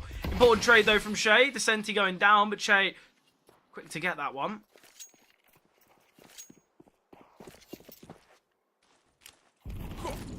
Vinny. Smoke here towards short. Problem is, this isn't going to take any attention away. No one's going to be believing this as... Look at the position of Kaiser. I like the idea of this smoke, but it's not going to find any value. Re-aggression now towards middle. Bounty Hunters wanting to clear this out, and Shay's just got to live now. He's going to be kind of operating with the same task as Vinny was in the last. Take attention away. Allow for your teammates to take control. And now, look, they're a little bit worried. We see Mine rotating there, obviously towards the B-bomb site. Try on the orb, even though half-blinded, Kaiser's still missing the shot. 4 versus 2 now. Although Che goes down, he's got information, valuable information. Bomb to be dropped across as well. I like that Try's not taking any risks, and Imperial will find their 8th now, and Bounty Hunters, the lead that they so kind of valiantly fought for, is slowly slipping. Yeah, and he's got to be trying to keep hold of this orb. No Way potentially could deny if he goes up towards top middle, but Mayan in the lower tunnels. Imperial are going to make sure they keep their finances high as well, so I imagine they're more than happy just to concede this weapon up to Mayan. But it's not going to be a good amount of money for Bounty Hunters. And yeah, you mentioned the lead that they worked so hard for. It's quickly dissipating. And the good thing is, for us at least, we've got a good game on our hands. Yeah, we got a close one. I think Nuke was obviously always under the control of Imperial. Yeah, here on Dust, we've had kind of moments from both sides, kind of stints of success, and it seems like Imperial, this is their T-side success story. But the question is, how long will it last for? Because we have got this hero up on Mayan. The rest of the guys can't invest, so we should see that 9-9. But Mayan's going to want to try and save this AWP again, because bringing out an AWP in the next is going to be difficult. The only way it can happen is if Renino is able to get a kill here, but he's invested in the smoke. Obviously, we could see a glass cannon. Sadly for mine, he has been taken down. At least Kaiser now wielding the big green. I think Kaiser's just said, yeah, go on, you know, I'll boost you up. You can get the kill.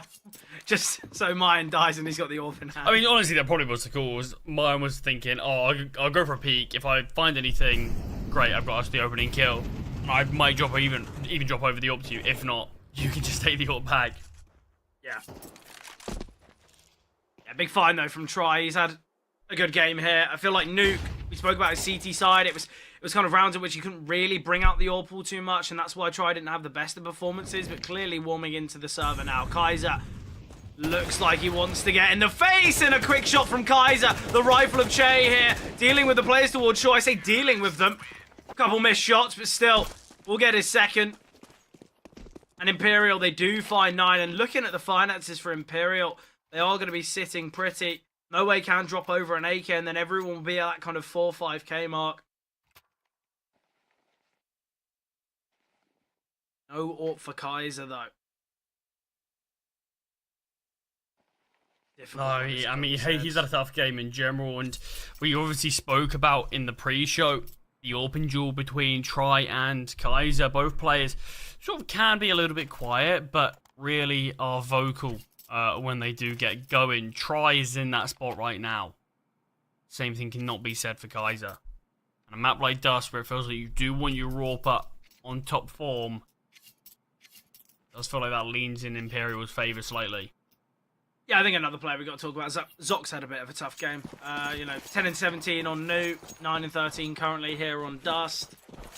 I think it's always difficult when you see a player like Zoc, who we know can have such impact, isn't really performing, because as we said at the start, look, the way you're going to have to beat Imperial is everyone's got to be providing big moments. It can't just be, one or two players. And I think that's why things are looking so close here on Dust, and why Imperial have been allowed to level things up, because again, look, portions of Nuke were looking close at times, but Imperial got into their groove on Nuke, and it seems like that's where they're heading here on Dust. But Bruninho, nice off angle, no way. A wide swing, it seemed like he was favoured in that fight, but final 4 shots from Bruninho are excellent. Not missing, and that's why he's still surviving. Very minimal utility remaining here for Bounty Hunters. Zoc, important find on Descenti. He's got a teammate close by in Mayan. Mayan, big kill there. Keeps the 2-man advantage here. Steps are going to be heard now. Smoke here towards doors. There's going to be a long flank coming through from Bruninho. Still coming over. Smoke to try and isolate here.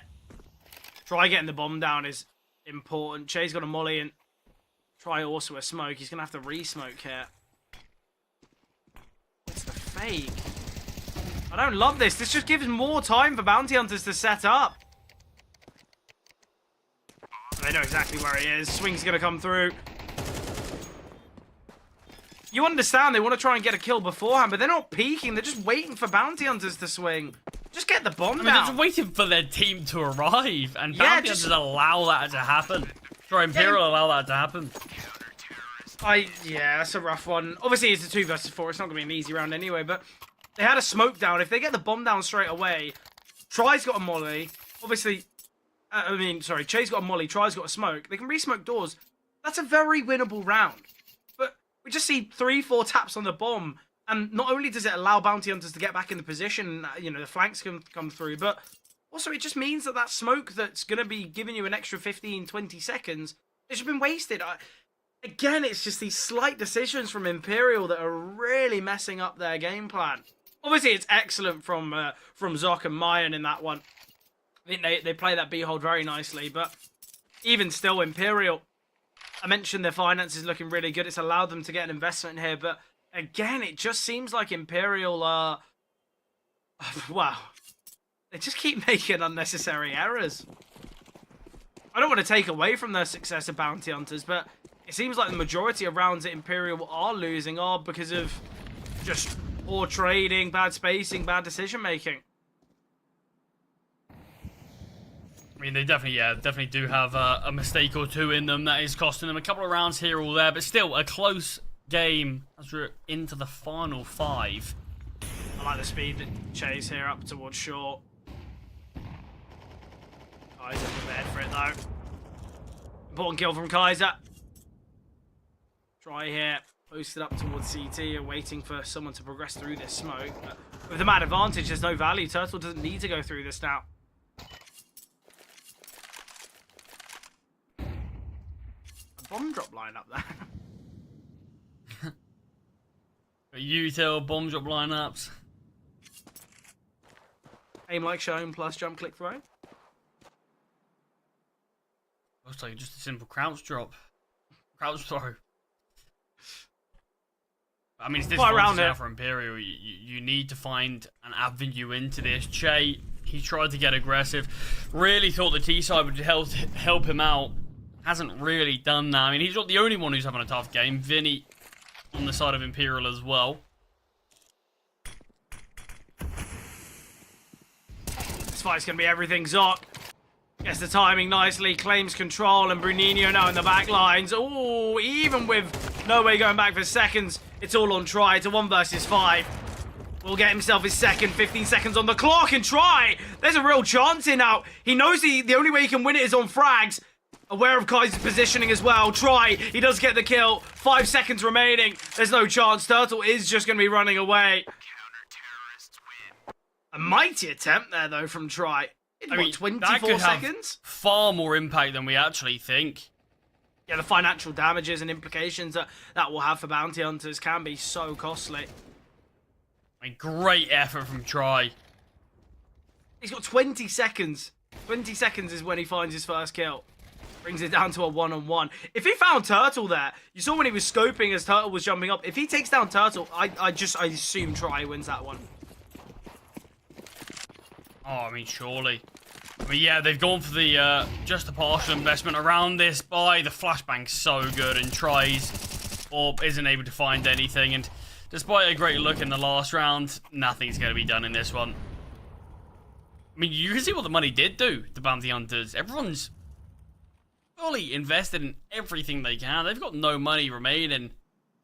So Imperial kind of do at least need to find a few kills to really be able to gain any reward from it. I mean, sure, if they lose this round, but make it close, they could probably bring things to overtime just off of that. Yeah. Yeah, obviously, we see the flash come through, and Try kind of sticks around there.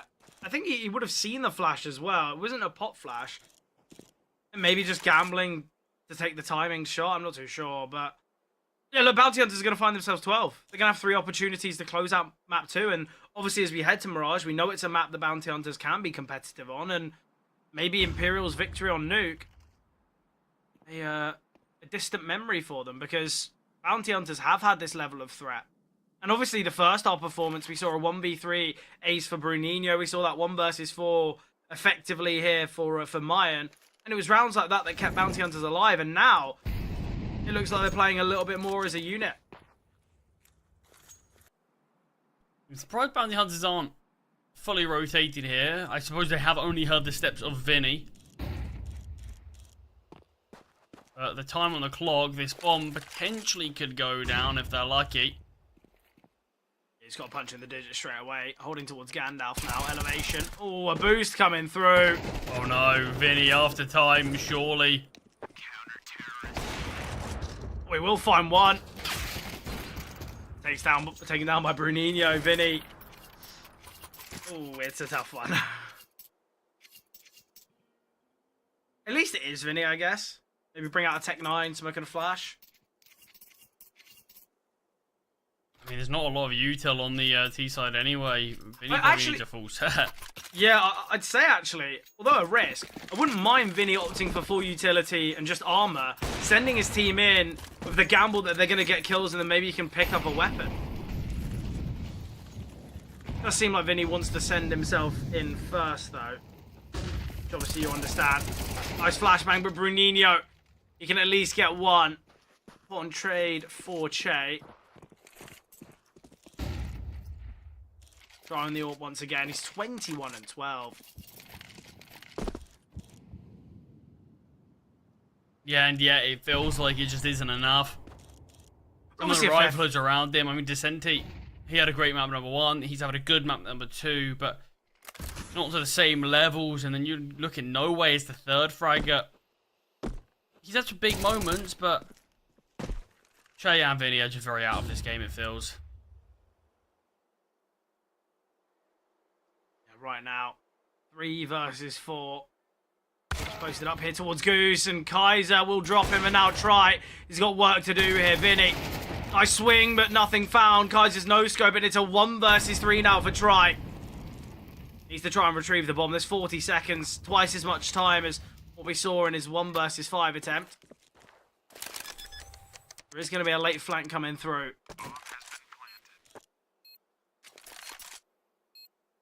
The fact no one's peeking him is always going to be scary. I'm waiting for someone to show. Bombs a quarter ticked and no one's even shown up yet. Orb's posted up now towards long though. This is where Try's got to be so cautious. Kaiser on the mid-green. Quick shot though. Zoc falling. And now Turtle. He's aware that the Orb's going to be here towards long. How has Try not been seen yet from the Orper? Missed shot though is devastating. He's just crouching around the bomb site. Oh, he's been dinked by the tech. Will go down. Is there enough time? I There believe is there time. is. Yeah, Bounty Hunters, they will take Dust 2. They do progress to Mirage. A well-fought victory, though, Imperial. It seemed like a 2-0 was somewhat guaranteed, but the start here on Dust, certainly not perfect. They go 4-0 down, but the second Bounty Hunters get to that CT side. They looked really, really good. Far too many mistakes seen there from Imperial. Yeah, that's the thing. I think there's a lot more to criticize about Imperial's games than there is Bounty Hunters. Bounty Hunters, it didn't feel like they made too many mistakes, really. It felt like they just played a decent Dust 2 game, but nothing particularly to write home about. But obviously, they are against Imperial, so that's going to be a big statement in itself. But yeah, Imperial definitely made a lot of mistakes. It felt like their T-side wasn't brilliant, and when you add on top Vinny and Che both had a pretty rough game themselves, it feels like it all combined for that reason to be a defeat there. But Mirage is that final map. It feels like it's going to be a great battleground for both these two to play it out on map number 3 for that grand final spot. But before we get there, we are going to have a trap to break this one down for you. Oh, mate. I mean, this is why I haven't been convinced by Imperial for a very long time. Just so many errors, and I feel like just hesitation. I always remember one of the things I was first told by a professional player when I first ever had a conversation with a professional player years and years ago. It might have been like 2017, maybe. There was like, hesitation is the bane of your existence. Like, you have to be proactive in every given opportunity, otherwise you'll always, pretty much always lose initiative and guess confidence as time goes on. And so many rounds where Imperial had a chance to sort of step forward, like, they just overthought so many situations as well. I feel like Imperial could have played it a bit more puggy and won the game, if I want to look at it that way. I mean, there were so many calls which I felt like were disconnected. Their pinches weren't working correctly. You had some players going out at the wrong time, not waiting for each other. Vinny in the pistol round, I think the second pistol round, was probably the most good example of that. And again, I'm not going to take any away from the Bounty Hunters. I think they've done a great job here. This is a map that, as I said, they've played 5 times this year already and only lost 1. Now make that 6 and only lost 1. And that shows that they're very good on this map. And even though they have maybe some players that don't necessarily perform to the level that we know Imperial can, the teamwork was a lot better and they got it over the line. Sure, there were some spooky rounds. That one where Tri had a chance to clutch. We just sees the legs, right? Of the player jumping up on new box on elbow to jump away toward short to win the round via timeout. He could have easily won that one if he hits the leg shot in time. That could maybe change things, but Brunino's clutch was superb. That was another example of Imperial just not hitting their shots when it mattered and maybe going a little bit disconnected in certain scenarios. And listen, I don't want to be like, I don't want to beat up on Imperial at all here. I think they'll win Mirage, and I think they'll make it through. The Bounty Hunters' dream run is, however, on. I just think this is, again, examples of what I don't like to see from a team like Imperial with the names they've got. We've seen how good Nowhere and Desenchi have been in previous times for this roster. Desenchi, in particular, has not had a bad day-to-day at all. He's been super solid. But last year, in the ESL Challenger League South American playoffs, I got a chance to cover them against Insanity. And that was the roster that's, I think, currently at the Adalia Amigos team. And they just got completely blown out of the water. It's like they showed up to that game like they weren't ready at all. It's like they were almost late mentally. And they didn't show up in the server whatsoever. They got completely blown out of the water. And in what was an important event to qualify for Pro League, as it would have been at the time, they just completely fell off a cliff and got destroyed. And they still have that really bad result in them. And again, this is a good map for Bounty Hunters. They've got talent on their team. We've seen it happen. But I'm telling you what, like, I've not been impressed for quite a while for this Imperial. The change of Shea, I think maybe longer term, it can improve them. But it's the other pieces that have been so sort of wishy-washy and below par, not impressing me at all. And when there are other teams that have made changes which perhaps have maybe got a little bit worse, if I was to be critical as well. I don't really like Red Cannons right now, for example. I think they need a lot of time if that even works out for them. I think Bestia are okay, but made a change which I didn't necessarily think is an upgrade, just a side grade. And sort of other teams at this sort of level, It's a reason why I think Sharks will do quite well this CCT and this season, because they've made only, I think, one change, if I remember correctly. I think it's a change that has improved them as well. You know, you look at teams like MIBR and Pain. Sure, Pain have started the year incredibly, bit of a rough Cato perhaps, but you know, they have a direction. They have one of the best in-game leaders, and they look superb with their individual talent they've got on the team. A team like Imperial will think, the org will think, and the players will think they should be at Pain and MIBR's level, without a shadow of a doubt. And maybe the whatever siren that is outside right now is on a search warrant looking for Imperial, because they've gone missing. But anyway, I think in the third map Decider, for Mirage, I think Imperial should still win this, genuinely. Like, again, Bounty Hunters, lots of really good reps this year already. They've already played it, I think, 7 times this year, which is pretty impressive. They've beaten Red Cannons, they've beaten Fluxo, like I said, but they did get blown out of the water by teams like Crew, Bestia, and Team Solid. So again, that's sort of like questionable results. And at least for Imperial this time, they do have reps this year on this map, unlike Dust 2. They've beaten Legacy in the CCT and beaten Bad News Chickens as well. And how comfortable they beat Legacy is a good sign, because of course they revamped with Lux, who I think is an excellent choice. So really don't know how to feel about Imperial right now. I'm pretty down on them, unfortunately. I think they'll win map 3 still, but the Bounty Hunters run of beating Fluxo, Red Cannons, and Imperial to make the grand final is stunningly on, and we'll see if they can do that after the break.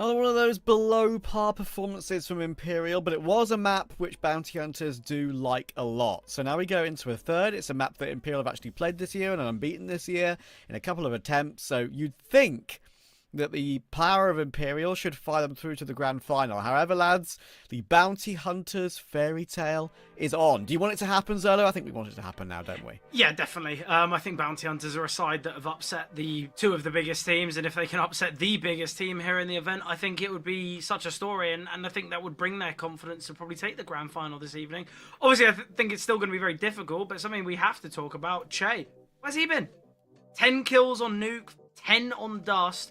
Most of the time, you're expecting him to have 20 kills across one map, not across two. It's been a very disappointing performance, and I think that's why Imperial really have struggled. So hopefully in map number 3, we can see a little bit more from Che. But look, there's always going to be days where your star player isn't performing, but in a semi-final, that's really the time when you need Che most. So hopefully for Imperial, hopefully for Che, we can see that step up. But what a storyline it would be, because I think realistically, bounty hunters would have had the hardest run here to get to the grand finals. Yeah, it's like the Shay situation is a shame because right now I'm feeling like he is probably one of the right calls Imperial could have made to try and revamp the team. Yeah. But he's not performing. And the thing is he usually performs, whether it was with a mixed team, Tropo de Taco, or with his previous teams like Fluxo, he'd usually perform very, very well against this level of opposition. So definitely disappointing. Sure, he's integrating into the team. Synergy takes time to grow. You can't expect instant results, but at the same time, it's Imperial versus Bounty Hunters, and you do think Imperial with the name value should win. But anyway, we're going into this third map decider coming in now. We're going to find our first finalist in the semi-finals here. Let's see if the Bounty Hunters story continues. They'll be starting on the CT side. Yeah, look, big final game here for Bounty Hunters. Obviously, same can be said for Imperial. We've touched upon Che and his kind of introduction to Imperial. The last 2 games that he's played, he's kind of averaged a 1.37 rating or higher across the series. Currently, he's running I believe, I want to say, what, a 0.8, something like that? Yes. Like it's not great. I just had a quick look. Right now, he is on track to have his worst game since August last year. So this is unusual for him. He can have a bad map. Anyone can have a bad map. But in a whole series, it's quite a rarity for this guy. And yet somehow it seems like when Imperial are needing it most, this is when he's a little bit absent. But he's definitely not the only person on the Imperial side. But we have just seen Knife Round come through there. I like to watch the knife round there. That was quite nice. I do enjoy watching a knife round. It feels like we don't get to see it enough. Although those knife rounds where you do see people running around, that's more on Face It than professional level though. Yeah. Look, though, Imperial, they're going to be starting on that CT side. Obviously, we know the CT side of Mirage is much preferred now. It's going to be a big game. Look, Imperial, they probably are the favourites to take it. We said that on Dust, and look what happened. So I think stats alone, we can't really be too sure about things, but the action will unfold here towards A, and the Julie is looking very nice. No Way gets one. Quick trade from Turtle. We've got under balcony is now Try. Turtle searching for him will find. Down to the 3-on-3. Flashbang's good to try and delay, and it will allow Decenty to get himself towards CT. Che playing with distance here, already towards short. I like this from Bounty Hunters, biding their time. Che is holding for the reposition, obviously, to TV. Yeah, just slowing things down. And, I mean, just to point out for it as well quickly while we are waiting. This is the first time either of these teams in Series 6 so far have gone to a third map in a series. Yeah. That's a pretty crazy stat, especially when you consider how many games Bounty Hunters have played.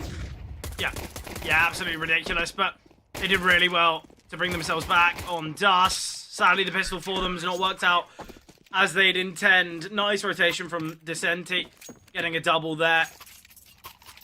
Easy upgrade to head armor and can bring out a rifle as well. With no bomb plant, I doubt we're going to see a force here from Bounty Hunters. I'd actually really like to see Try maybe just not bring out the MP9 and get the Julies dropped across, because you've got 4 weapons alongside him. It means that he can save for the AWP. I'd actually think that could be a cheeky way to do it, but opts for the MP9 instead. I know that's the type of call I know you hate, and I very much am in favour of. Yeah, I mean, To be honest, I can't remember the last time that I've not bought a weapon and it's worked, so I probably need to go back to. Well, look, it's my teammates with rifles that aren't getting the kills. Not my fault. yeah, it's one of those interesting ones. Because you see the understanding behind it. But you also see when it goes horribly wrong. Nice find there. The Senti will find one, but really, it's what an HE grenade there, landing straight to Bruninho, and it is just going to be that singular kill onto Decenti. I believe that weapon, his M4, can be retrieved, can be upgraded on somebody.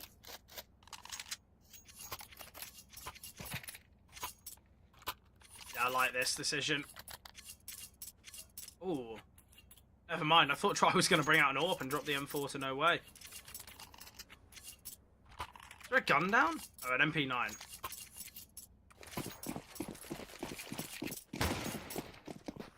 Imperial though, 2-0 start. Bounty Hunters now with the weaponry in hand. Try lining up the Molotov. Send it here towards boxes, but already Bounty Hunters playing in front of it. Very aggressive here in middle. Bounty Hunters, they've taken this control. Imperial, they don't need to fight towards middle here. They can just give up this space. There's no real need for them to do it.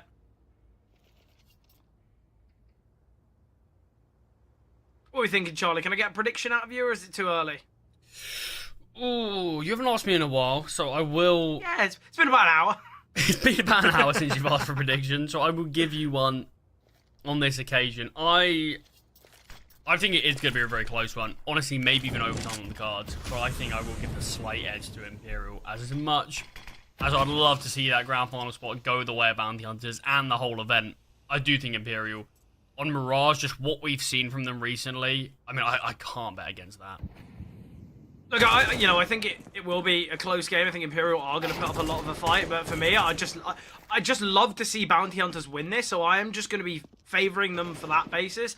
I think it's going to be a very difficult win, but they're the team I want to win. That's who I'm kind of quote-unquote supporting in this game, because just of the fairy tale run this would be for them. Yeah, this has not been a great round from Imperial. Bounty Hunters, first round with the rifles out. Oh, if they find that kill towards short, they could give this a go. Well, they opted against it. The swing there from Kaiser. The bomb had only just been planted. I feel like Imperial, obviously, it was a 2 versus 4 when they decided to save. But if they take down Kaiser, there's definitely a chance, especially with Turtle being chipped away at. But I think just the time it takes to rotate towards B from A there. Yeah, not the easy. lack of information you have on those final players. I think it probably lure you into a bit of a false sense of opportunity. I don't really actually think would be particularly likely, even if you do find that kill. But Bounty Hunters, big first round from them with these weapons out. But I do like the idea that Imperial didn't even consider going for that one. Save the weapons. You can bring out and drop over a couple. Try goes for the glass cannon AWP. Yeah, I like it.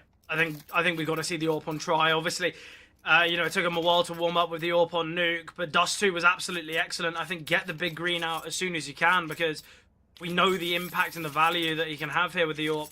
I'd actually quite like him to play towards short in this round. I feel like playing in window without armor, you can just be hit with too many HE grenades. Smoke's continuing to land down. Looks as though he's going to be playing towards B, though. He's very alone here towards B. This could be a bit of a problem. Deep Molotov sent here from Try, so this should deny anyone from Bounty Hunters of getting into apartments. The problem is, Try's very alone, as I said.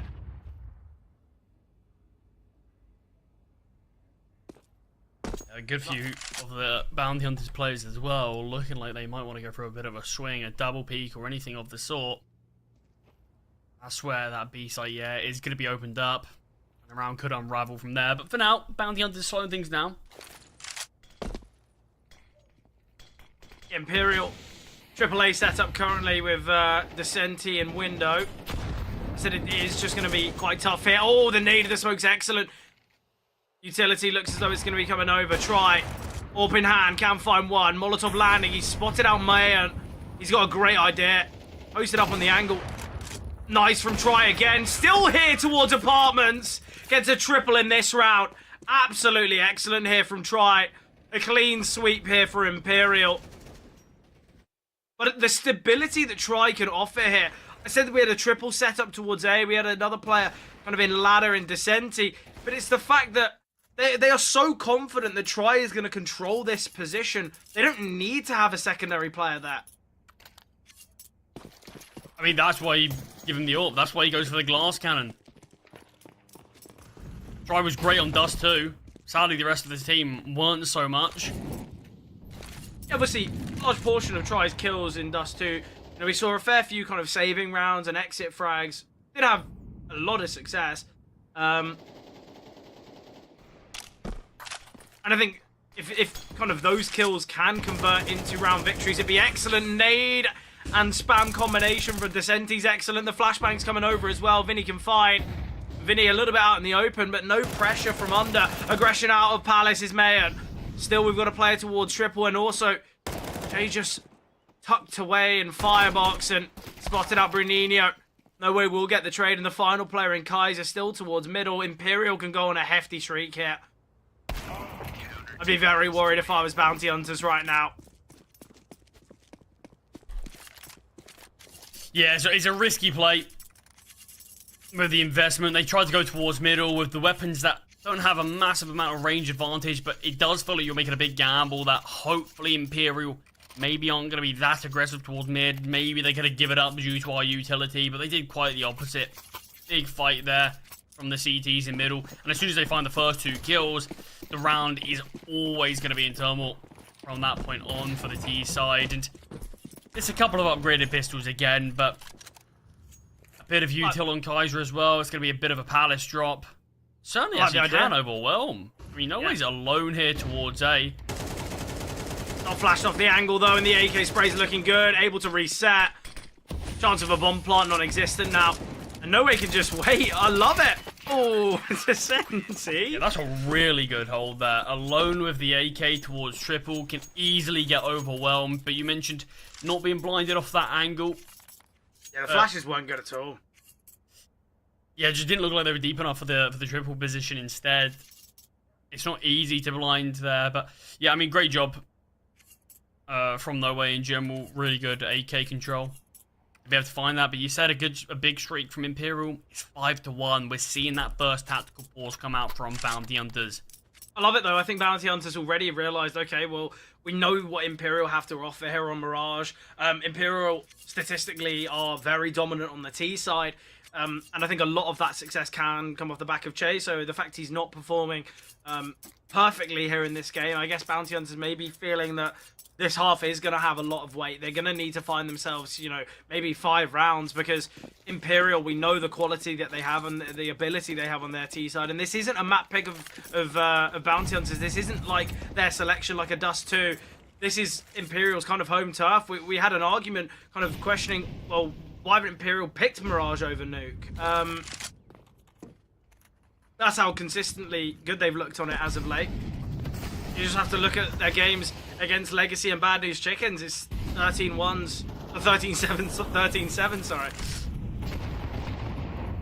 Bounty Hunters, it looks as though they're going back to basics. What's yielded them so much success on Mirage in the past are these A hits, and they go for it again. Needed the smoke coming through from Try. Easy isolation onto Mayan. Smoke's faded. So simple. So easy here for Imperial. Oh, I think there was some typing in the chat. Maybe a player disconnected or some lag issues. Yeah, it won't matter at this stage in the round, though, unfortunately, if that is the case. But Zoc does get taken down. Che with his 5th kill of the round, but it's Try again to overshadow everyone. 3k from him with the AWP. And he's so exciting to watch when he is at this level. When he is feeling it. When he's locked in, dialed up. Well, look, everyone here for Imperial are playing really well. And this is kind of what we said Bounty Hunters need to do. No Way 7-1. Vinny 4-1. Descenti with 7. Try with 9. Even Che, who's not had the most impressive of the series, is still got a, you know, 2.5 KD. I think right now, Imperial, they are looking on the form that we expected them from the minute the series commenced. I mean, I actually think the typing in chat, it seems, from Bounty Hunters was to call a tactical pause already. Yeah, It seemed like, 'cause that was mid-round. So maybe a couple of people frustrated. That's the sort of thing that, you know, teams can do where someone's just annoyed with something that's happened in the round. Why are we doing this? Why are we not doing this? Hopefully, side like Bounty Hunters could be able to bounce back from it very quickly, because I think they're going to need to. Look, Kaiser's 0-6, Zok 1-7. You know, Bounty Hunters, you look at the start of both series, or kind of during both series, there's been a big clutch to give them momentum. There's been kind of a big moment to work their way. Yet, on Mirage, there hasn't been that. There hasn't been that 1v4 from Mayan, or kind of a 1 versus 3 from Bruninho. And the fact that we haven't seen that, that's why Imperial are looking very, very dominant here on Mirage.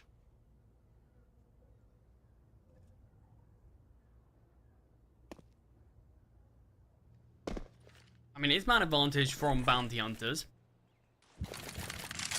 There's still a lot of work needed. They've got 3 rifles now. Look at the control that's been taken here from No Way. Flashbang coming through towards Connector. They've got to play a boosted into window in Zok, but I think it's going to be quite difficult. I mean, especially if Kaiser's the one to go down. Yeah, No Way. He's going to gain some information here as well. At the steps, we'll find one of the rifles, and now Kaiser and Mayan, they need to try and deal with him. But if No Way can just get himself out of here, this is excellent. Realising he might not be able to back away, so he's got to fight on the front foot, gets another kill as well, and Zok towards window, found by Try, and this round, disastrous. I mean, look, Bounty Hunters at team spawn, they've got 25 seconds, they're heading towards mid. Try. He's the man to watch.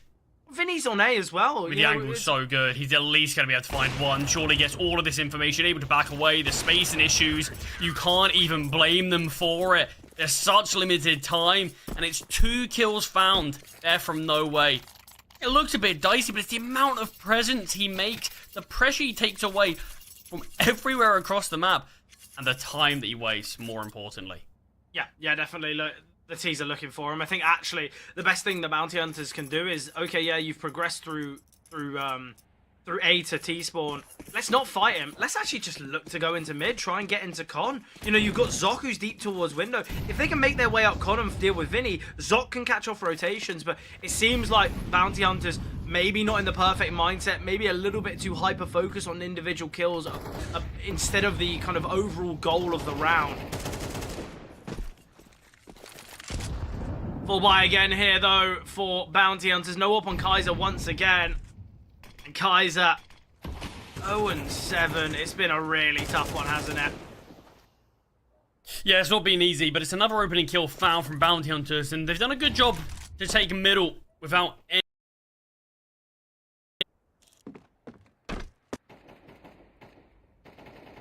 He's in a good position here.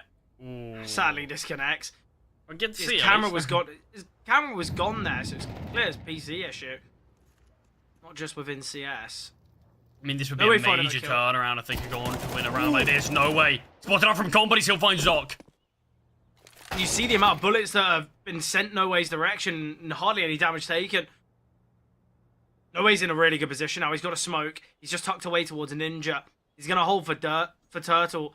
The Senti kind of got to have a little bit more impact here. Reposition now from No Way. It's all going to be about timing here for No Way. Oh, he's just going to get back into CT. I think... Has Kaiser spotted him? I don't believe so. They'd be a little bit more fixated. They're worried about ramp. There's 20 seconds left. Depending on the plant position here, this could go very wrong. Missed Molly. Gonna look to try and take down the planter, and Kaiser spots him out, will fight. Smoke on the bomb straight away. Flashbang coming through. And does he spot the player towards ramp? He must have done. There's a 10-second defuse. Bruninho now spamming through the smoke. Quite rightfully. Oh, No Way! Tries to catch off his opponent. He's going to have to 10-second defuse it. There's no chance. There's no information gain, though. Desensi knows where the player is towards jungle, but he's so out of this round. He's just waiting for Turtle. I mean, No Way's had a great attempt to see what he can do in a round like this. It feels like he was a little bit let down from the rest of his team. Desensi did not want to rotate off B at all, and then just did not want to support his teammate. I don't want to be that guy, though, Charlie. He's got 7.4k. Why is there not a defuse kit? It's $400. I think a missed decision like that, you can't be doing it in rounds like this. If he had a defuse kit, he wins that round. He sticks the bomb, simple as. Imperial find out. But like, why is he neglecting a defuse kit with such kind of strong finances? There's no benefit. It's either overlooking and kind of forgetting, or maybe just, oh, well, 3 of my teammates have a kit, I should be fine. And I always hate that decision. I always bring it up and highlight it to be, you know, it's the same as buying 2 flashes or not. But a defuse kit, I feel like, has far more value.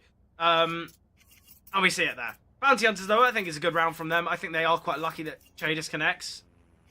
But you've got to take your chances, right? They have been given an opportunity to find a round, and obviously they do take it. Yeah, I mean, that's the thing. It's not a great way to win a round. They'll admit that as well. But it is something. It's their second round. They don't have a lot to fall back on other than a round like that, really. So, yeah, it's important that they do win one. As you can obviously see, we are waiting for Che, so hopefully it's nothing too major. As Imperial, though, looking great in this game. Yeah, looking very dominant. I don't think a round like that's going to be too disappointing for them. It's not as though they've kind of broken financially or anything like that. It's not going to really have, hopefully not that many repercussions. But Imperial, they're still in a hefty lead. And I think even in that round, the fact it gets close, the fact it gets competitive when they had a disconnect and they lost the opening kill just really goes to show how dominant Imperial have been. I mean, it literally may as well be in a 1v5 from No Way, because he had no support from the rest of his team anyway. And yeah, things did get very close there. Che's back in the game. Bought himself an AUG. Yeah. Seen a couple of them in this series, actually. Saw one on No Way, and one on Che. I feel like there's certain maps that I feel like the AUG gets love on. I feel like sometimes Mirage, mainly Dust, and you sometimes see it on Nuke as well. Senti's in such a good position, though. Can take down Turtle. Zoc's still towards under. He's going to be aggressing out. The steps should have been heard. Information not relayed. And Vinny just pushing through alone. Giving Zoc a double here, and it's a 3-on-4. And Zoc, quick rotation here. And he's now just tucked away. I love this from Zoc. Just whoever tries going to have the discipline to continuously hold this angle. Oh, try. It's in such close proximity. Yeah, he's just going to be holding for anyone to walk up, holding the short cross as well as holding this, likely. The longer it takes, though, the less likely Try is going to be expecting Zoc here. Che's got to do a lot of work, though. Zoc's still waiting here. Try finding, but just as Zoc moves, that's when Try peaks. Che is getting crunched in on. We'll find one on the AUG, aware of Zoc's position. And it looks as though Bounty Hunters are going to make their way towards the A-bomb site. Che having a little bit of a look. Is not going to come into contact with one another. The drop has been heard, though, into underpass. You can see No Way's turned around. Ooh, Che. Just shooting through the smoke. There's 15 seconds left. I don't really know why No Way's not had a bit of a look there. Money's good enough where they can get a buy. Maybe could have looked to pounce. You would have seen him there, right? I'm just in how Zoc is looking. No. I meant more as in No Way. Oh yeah, surely. Well, it's gonna be another round for Bounty Hunters, and finally they've been able to string 2 back-to-back now. Well, Zoc's been able to get in window countless amount of times. This is something that Imperial need to be prepared for. Yeah, Vinny's starting to concern me a little bit with some of his deaths. I feel Yeah, like he has given up his life on a few occasions just very, very easily. I think the problem is, he's not close enough to get the trade. So we can see the readjustment. And the only way he can go through that smoke as an attempt is he's got to make noise to do it. Yeah, it's a bit of a rough one for Vinny. I think the idea is there. Okay, I'm going to look to get the trade, get the advantage back our way. But then in doing so, gives Bounty Hunters the favoured chance in the round. But Zoc made noise aggressing out of under. I don't really know how he goes unnoticed there.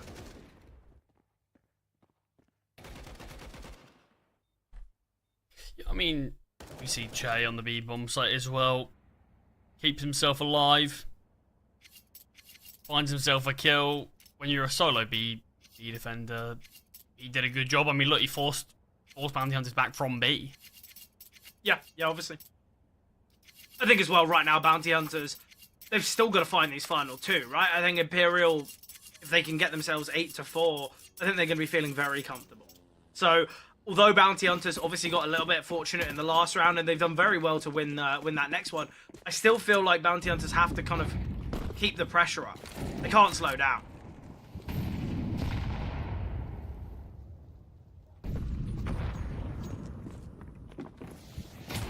Right into window, makes his way now towards ladder. Just gets a different vantage point with this AWP. Right now, we got a strong setup from Imperial. Vinny just holding towards under. Try with the AWP just jiggling. And the double B setup, Che elevated, and just the jump spot here from Descenti. It's a good looking setup.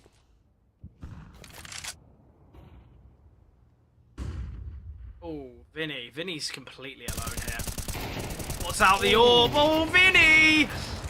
Not great. At least Try gets the trade. Repositioning now to try and find Zoc. Oh, quick shot hit. Tries in a very difficult scenario.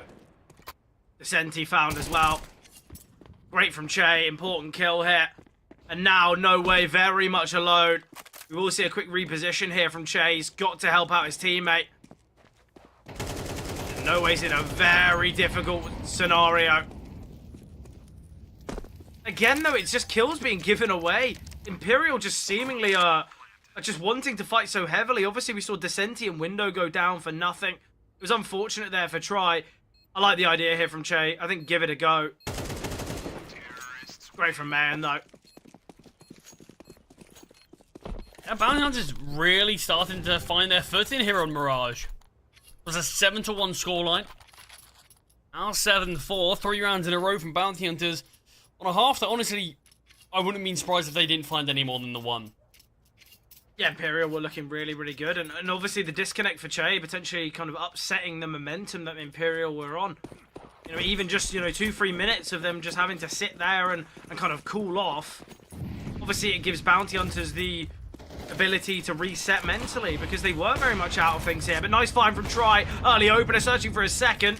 Not quick enough, but repositions looking good. But this is where CTs don't need to refight. They don't need to re-aggress towards middle. They've got the man advantage.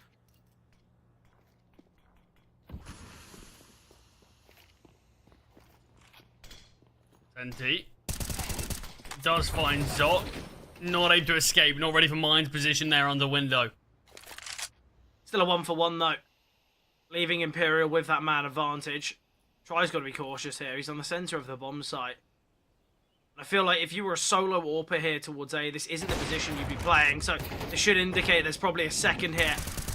But too fixated on the positioning of Try is Bruninho, and Kaiser now emerging out of ramp. Kaiser's 1-10, Charlie. What has happened? Yeah, I mean, talking about the open duel, I think it's quite clear to see which AWPer, regardless of at the end of the series, is gonna have been looking slightly better. I mean, I think Try and No Way have been a massive reason as to why this half is 8-4 in favour of Imperial. Yeah, definitely. These two players, massive job. I mean, Try as well on Dust, I think a big reason as to why that game even got as competitive as it did. 100%. Whereas Kaiser, yeah, has been a little bit of a letdown. Hopefully on the CT side, we have to see similar results to what Try produced there, but only 1 kill so far has been underwhelming. Yeah, it's a rough one. Really is.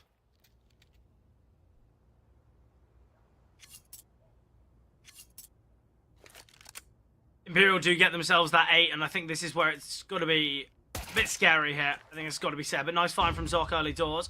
Bruninho can peek now. Just going to spam through this smoke and connecting onto Try, and now the smoke's faded. Vinny very much alone here, not ready for Bruninho.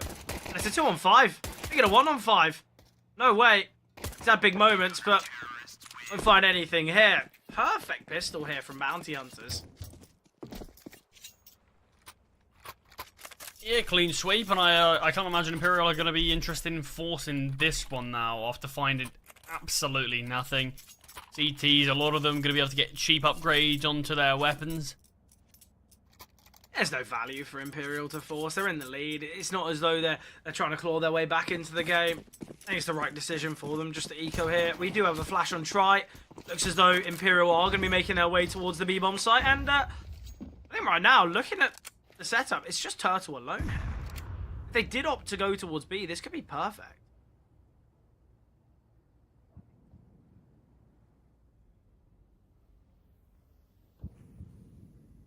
Yeah, they've opted against it. Maybe just want to play it slower.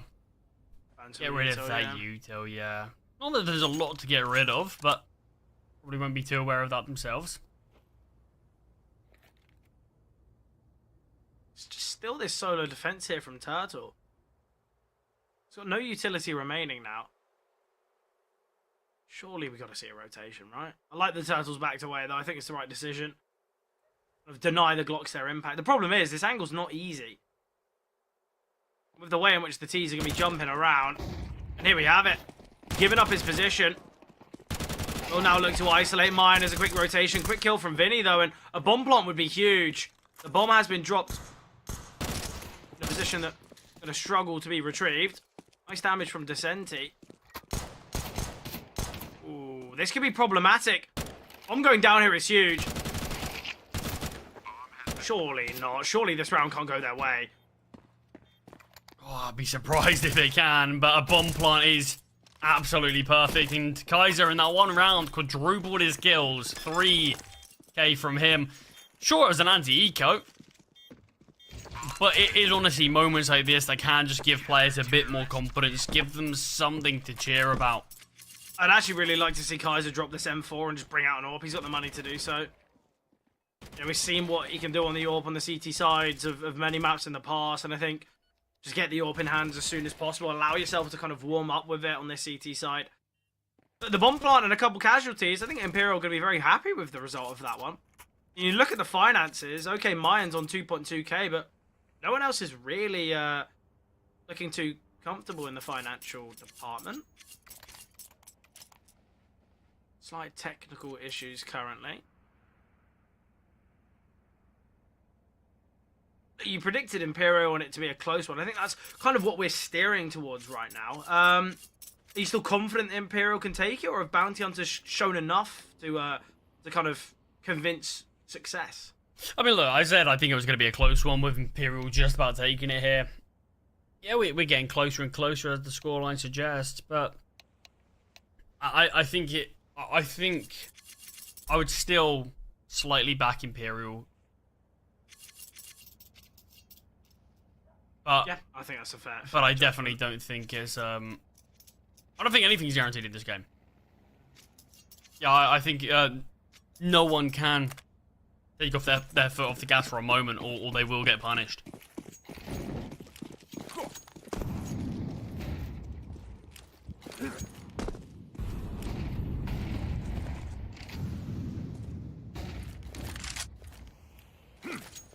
Real turning point though. If Imperial win this, as I touched upon the money being pretty poor here for Bounty Hunters,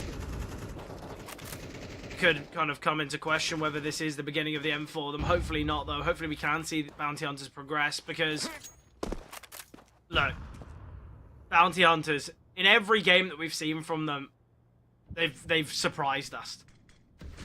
In every game we've predicted against them, we've kind of said, look, Bounty Hunters, this is probably where it is the end and where it is over for them. And that's obviously what we said here as well. But they're still in competition. They're still in the conversation. Nice find from Vinny, though.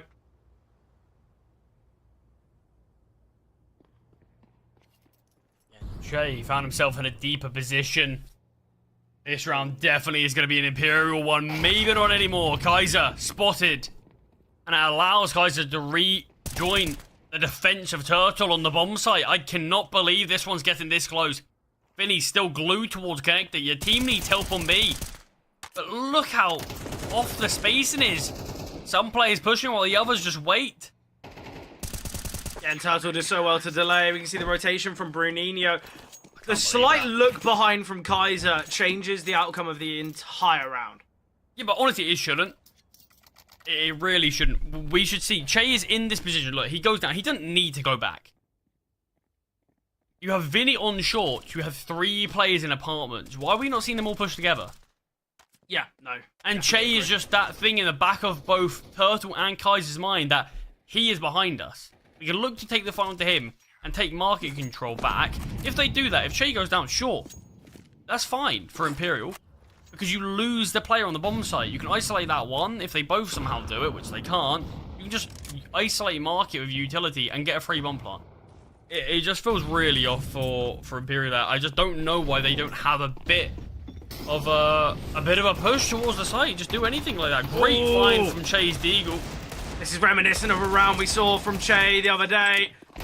Deagle progressing out of the out of A Palace and getting himself a couple kills with the Deag.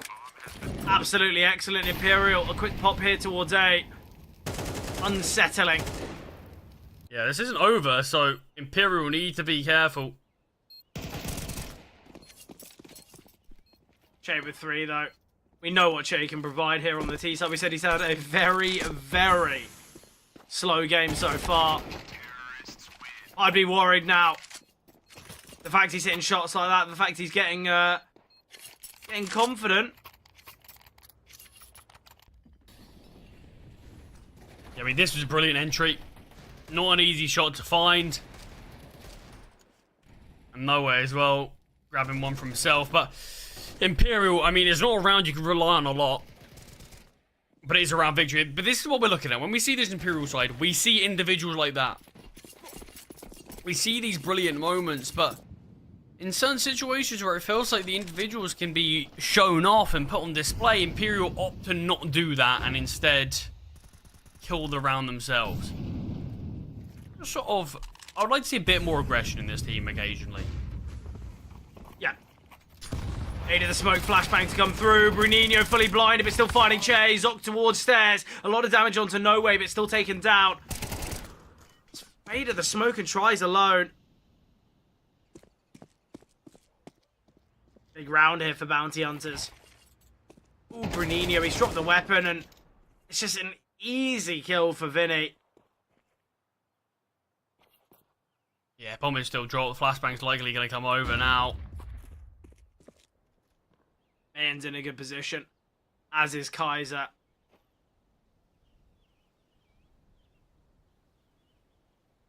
Imperial just going to sit and wait, but there's no reason for Bounty Hunters to swing. Kaiser still goes for it, and we'll find the kill.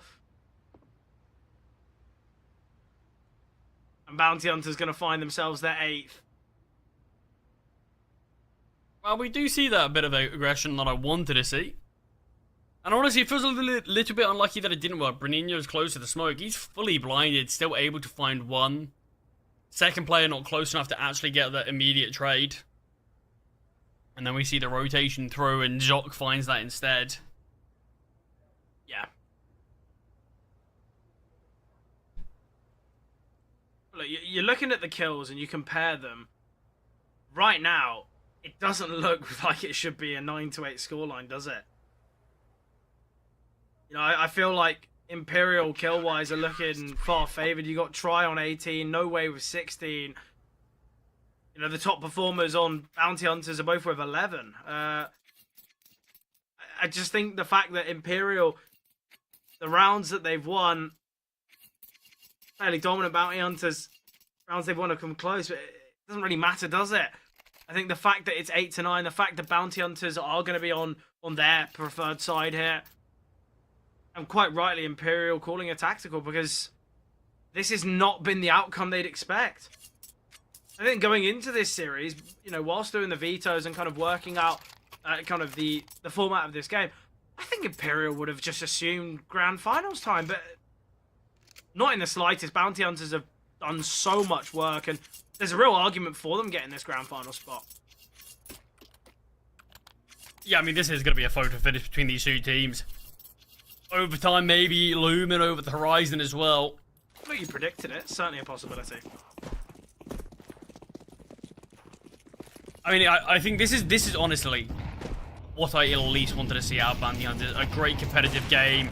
Tries crosshair was on Zoc pretty much the whole time. Could have pulled the trigger at any moment. Waits for the nade to confirm it. An opening kill found from Imperial. Seeing how frantic Mayan is here. Obviously, somewhat worried that there could be a T, obviously already in connector, worried about a boost. It's clear that Bounty Hunters are somewhat unsettled, but... Got a double Palace play. Bruninho, he's holding for it. Doesn't need to be looking towards Con. They're both peeking towards connector. If the Palace players peek at any moment, they get a free double kill. Reaggression towards middle. I think Turtle, he's going to be the one sending the flashes for his team, surely. Vinny towards top mid here. Yeah, simply just wanted that information that there are players still towards mid. As soon as that shot from Vinny comes out, CT's back away. Big gamble here towards a 3 players. This is what you need to do. You're a CT side of Mirage. Very limited utility here for the CTs. They've got 4 flashes.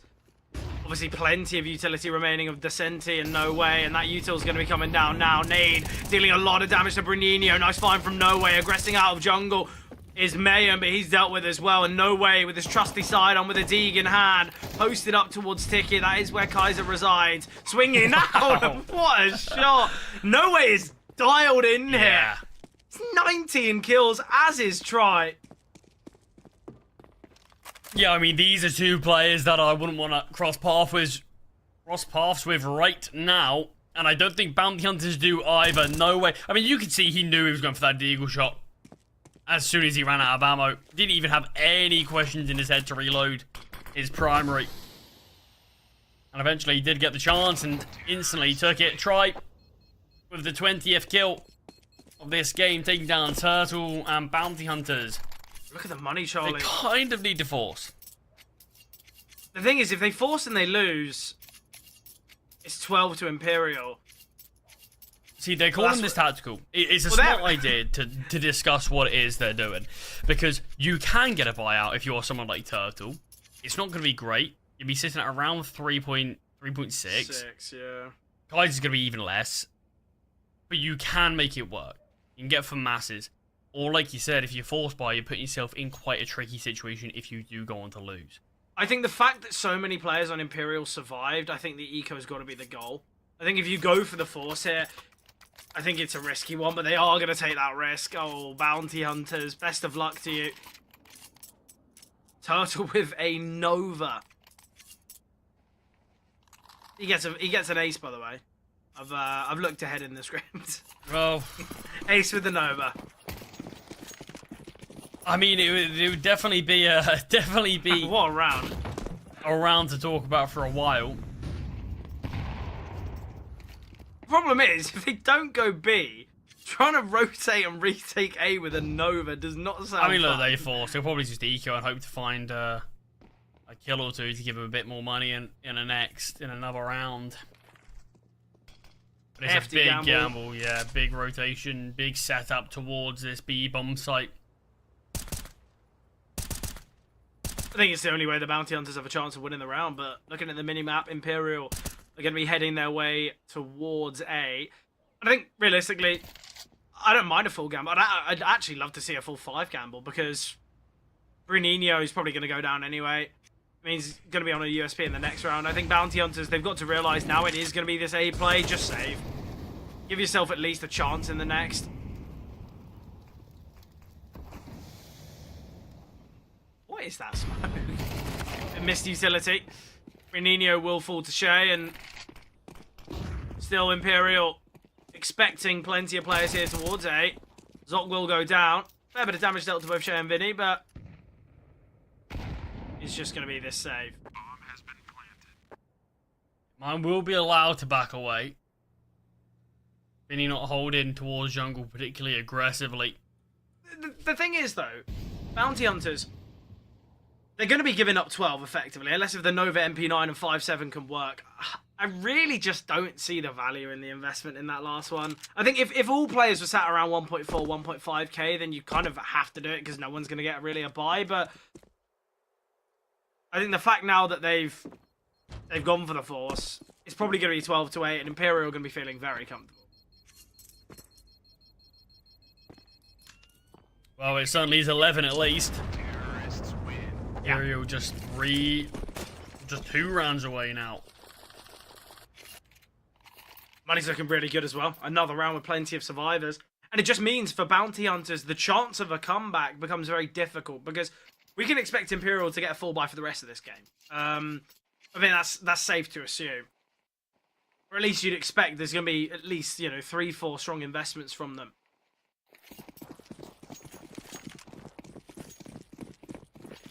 Yeah, I mean, they're definitely going to have money to play with for a decent amount of time.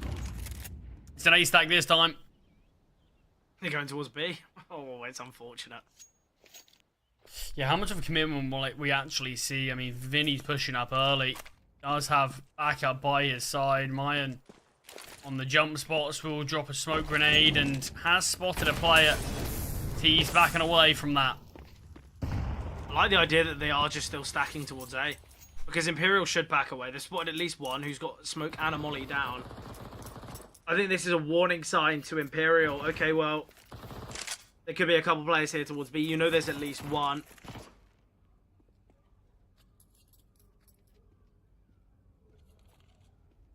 We've had a minute of time just wasted, and Imperial aren't wise to any ideas of where these bounty hunters players are playing.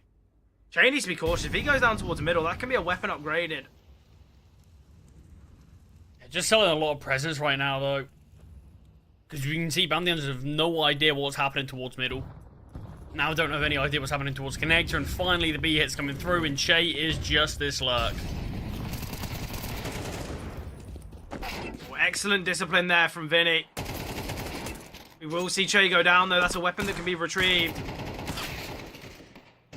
Important from Descenti to find that kill. Zoc now. Spamming away with this USP. He's now picked up the 5-7. There are a lot of people low. They do need to be careful still. Imperial, nothing's guaranteed in this game. I think bounty hunters are going to look for exits. I think it's the right way to play. I think time's already ticked quite heavily. We know the bomb radius on Mirage is pretty hefty. And Turtle's going to find so many kills here. I think he gets 2. We'll try. He's dropped the ult for someone to save it. Yeah. Yeah.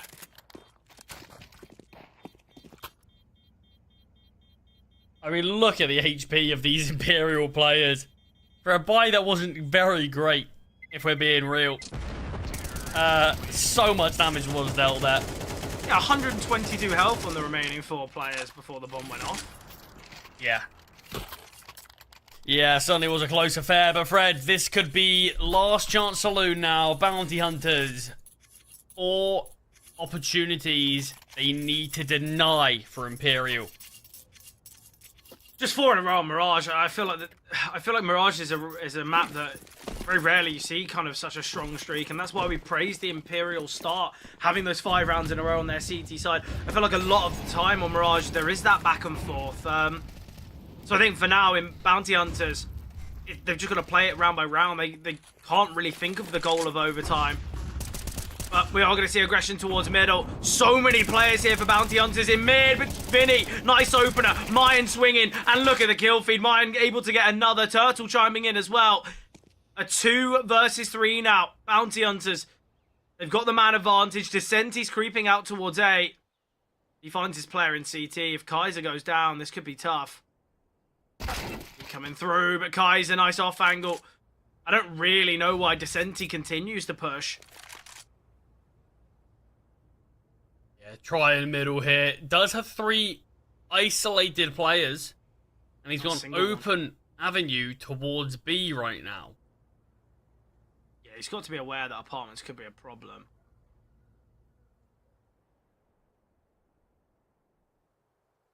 Bomb plant would be key. He's going to be looking for a kill beforehand, but as we said... Oh, did Turtle see him? I think Twy spotted him, though. Oh, wow. Even though he had the information, great flick there, great readjustment from Turtle. Turtle moved to a slightly different position, and it looked like Try was so hyper-focused on being right in that back corner that he just ended up missing that shot by that slight readjustment. Imperial, though. Only 3 left now. Bounty Hunters, 1/4 of the way. Their achievement of overtime, for their achievement of 4 rounds in a row. We saw all 5 players hit for Bounty Hunters towards middle. It was 2 from short, 1 from window, 2 in connector. Imperial massively shut down that. And I actually don't mind that approach. I don't mind that decision making. Okay, yeah, risks for a fast B or a fast A, but at least you guarantee control of mid. Yeah, exactly. We haven't actually seen anything too quick from Imperial this game. Seen one round where they tried to nade open the smoke and then push, but that didn't go in their favour, and then obviously the halfway. Other than that, they have slowed things down quite a bit. So yeah, you like the call from Bounty Hunters. And now they opt for the opposite. Let's stay clear of middle. We can force Imperial to drain so much utility to deal with the kind of the guessing game that is going to be our mid crunch. Jay disrespecting this smoke. I think just waiting for his teammate to get closer.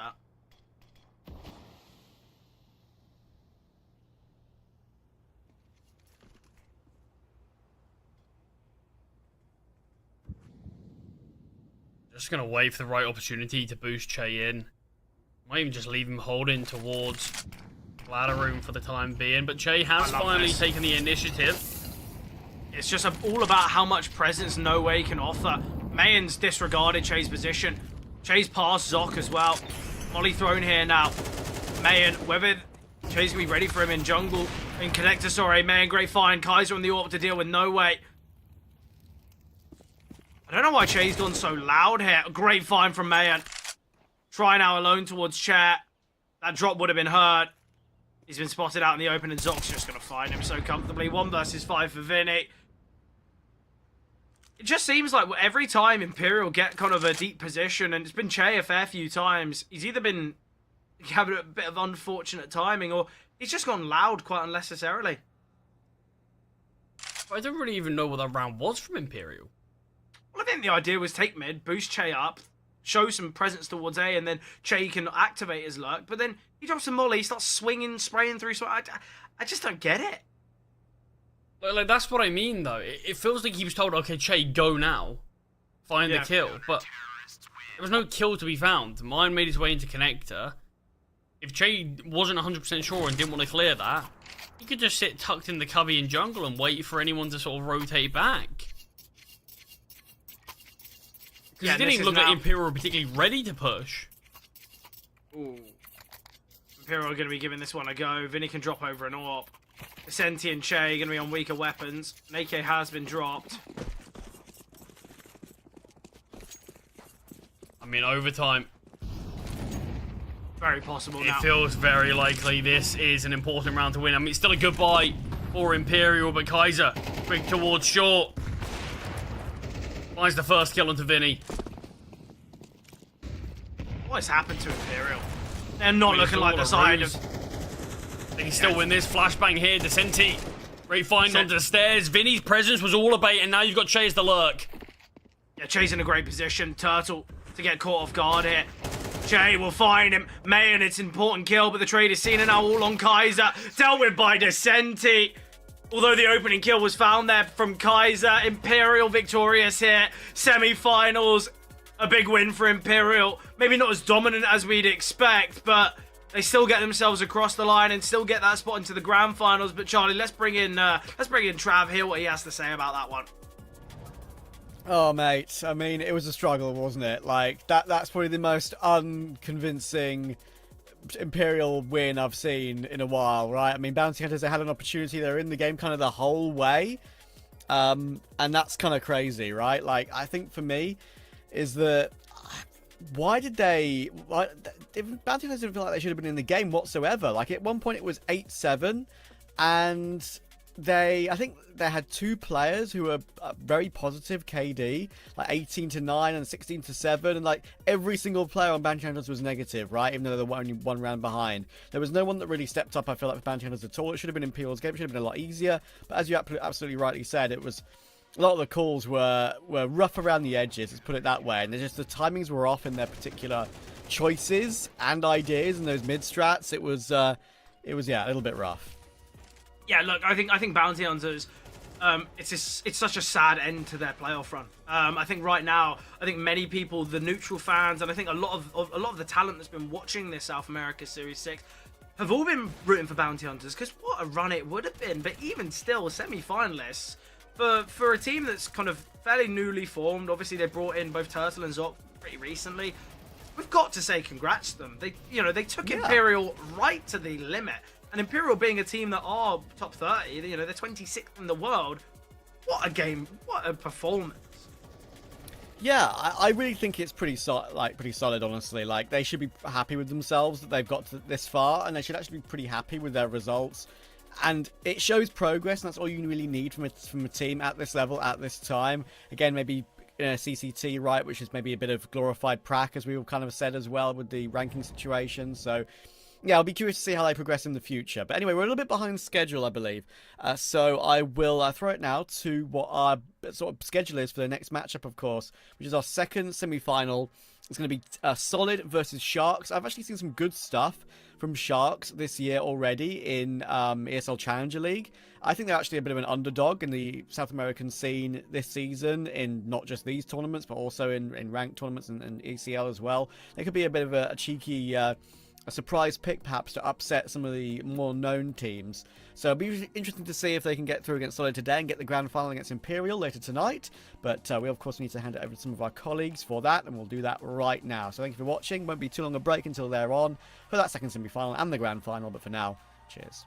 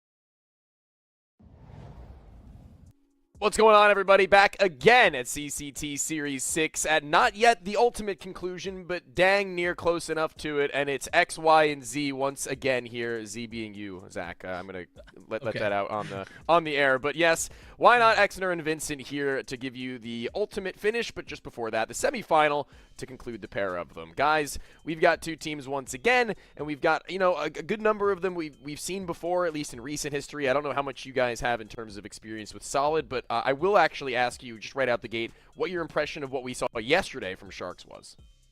Can I take it? I'd love to take this one, because I think that Sharks looked like the best version of Sharks that we've seen for, honestly, the entirety of last year. Like, I think I'm pretty confident in saying that as well. I don't think it's particularly close. And listen, I didn't have a problem with Gafolo on the op. I didn't. But I think that Nyx has already proven that he's definitely legit. Obviously, maybe a little bit of a honeymoon period here, but like, this guy looks good. And you add a strong AWP to an already good team with a very solid core of riflers, I just feel like you can't go wrong. Well, because I don't know how much time we have, Exner, I'm going to throw you this question while we're on the topic of this roster, Nyx and Gafolo, because I had this prepared. Yesterday, we saw him against an AWP IGL in Noxie, who wasn't really being, like, a stud, but he was definitely playing really well to the level that we needed to see from them to be competitive. But now, today, he's going up against an AWPer who is not the IGL anymore, as far as we know, in Nithon. And he's looked really good. Do you think he's going to have a bit harder of a time? I really don't think so. I feel like what Sharks did so effectively in that last best of three was set up a calculated game plan around Bestia. They've got a little bit of time here being in the second series of the day to now calculate their game plan around Solid and build upon it. And I don't think that necessarily, Nithon is an opera that can, as effectively as he once was when he was playing on Paying, take over games. I do think he's taking a little bit of a dip in individual performance since he did transfer over to IGLing. I think he's still got that IGL brain stuck in his way.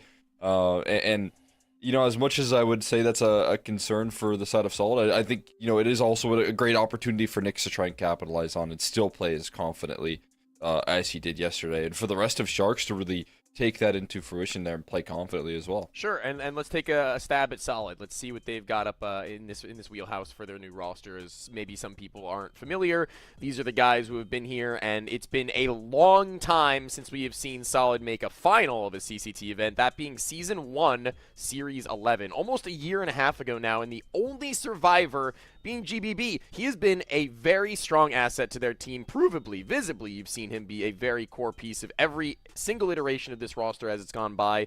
Vincent, first of all, I wanted to ask you what your thoughts on GBB are in particular, as well as who on this team as a rifling core in some sort of an order is going to need to step up to, say, Doc, Koala, and RDN for Sharks.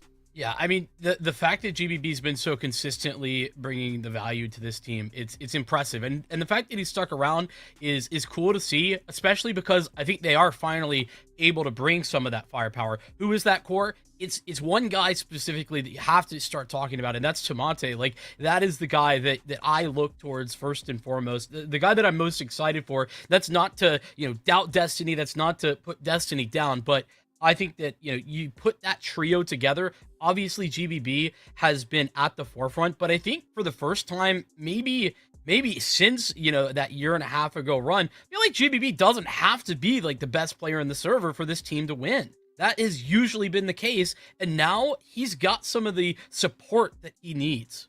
Yeah, I completely agree. And then I guess anything other than that, Exner, if you have, before we start to talk a little bit about the vetoes, actually, because I've got something on that. Yeah, I mean, I will just say, like, one little side note is DRG also individually having a really good day yesterday. I feel like he had a whole lot of impact for this Solid roster, so that kind of helps out. As well as that day one matchup versus Audic, where he was able to really succeed. So for me, I feel like having a couple of those bigger pieces, like you said, not having to rely on GBB as a sole piece to carry them through is a huge detail. All right, quick prediction. No particular order, Inferno, Ancient, Train. And I want to talk about why I believe why, and then hope that it actually comes through. I have not seen what's gone down. I have not checked HLTV. I have not refreshed anything. I think that Inferno and Ancient are just a safe pair of maps for these two teams in general, having seen them play it a lot in the most recent time we'd seen them play it. Anubis being an interesting one that I think Solid have definitely since the removal of Vertigo, these two been a little bit more comfortable with, and we Wait. did get a train. I thought it was going to be the decider, but I'm very excited to see it here. And then down to Inferno and Ancient at the very end. I'll go 2 for 3. I'll take that. But Anubis being, honestly, I won't say a curveball, but definitely somewhere where I think Solid can bring us to that third map and give us something to believe in, with Train being the kind of wild card. Because I don't know how many times you've casted this map, dude, but Train is still pretty much anybody's game. It's not entirely figured out. The goose egg for me. This will be a first. I'm pumped up for it. Cole, you've been waiting on it, man. I've been waiting so long. I mean, watching like the kind of tier 2 scene, I was questioning why on earth tier 2 is so train adverse, whereas tier 1 has actually been willing to test out this map, but we finally see it, and I'm so happy. And yeah, you're going to see it, and I'm excited to watch it myself and get a little bit of that analysis going for you guys following. But Anubis is first, and that's where you're going to take this ship and steer it ahead to course. Good luck, gentlemen. Well, thank you, Tony, and thank you, Shark. Shout out on the train pick, but it is a moment before we get to that point. Anubis, though, a very, I think, impressive, solid roster on this map. Well, they have had good results here. They have shown up, and as much as I think it was a valid idea from Tony to go towards Inferno, I think that's like, a slight punish pick and another map that Solid have looked pretty strong on. I think Anubis just feels like home. Yeah, I mean, it certainly does. They kind of are always avoiding banning it, and they'll usually pick it out when they get the chance here, but that's an exciting start for GBB as he steps into the server with those dual Berettas and fires away. 2 guns versus 4 there in middle, and he comes out standing in a graveyard. And as we said, GBB heading into this so far, he has not necessarily had to be that electric performance. Nithon's going for a knife. No. Oh. Whoa! Nithon! He jumped the gun! He jumped the gun! Oh my god, and it might cost him. It might actually cost him here. There's a chance. RDN has ripped 3 kills away, and this is a clutch that is on here. A 1v5. Surely not, though. I mean, they've got the contain.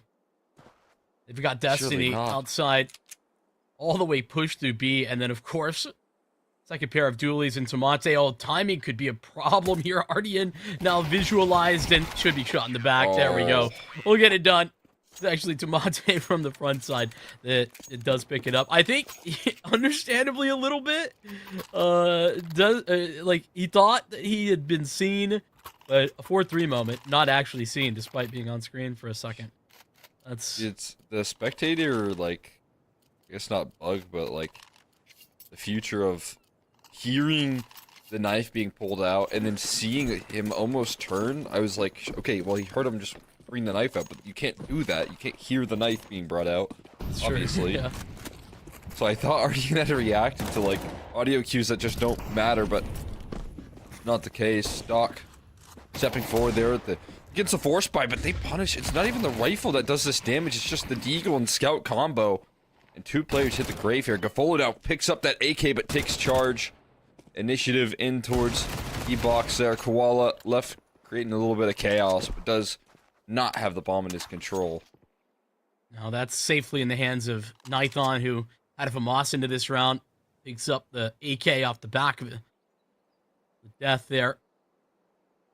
Sharks trying to see what they can hunt down. A full minute to play with is definitely some time. And Tomate's going, hunting's the wrong word, investigating, more accurate, despite the bomb being down in Canal. So as Koala takes his time to move through this, he doesn't really have a lot of threats to him. Solid have given up, not the entirety of control of that bomb, but they're only keeping a tentative watch on it as they refresh the smoke.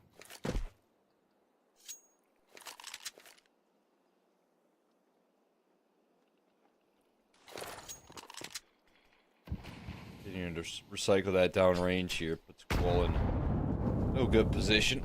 HE to blow open that smoke. He's gonna have to push it though, it feels like. He manages to find a kill.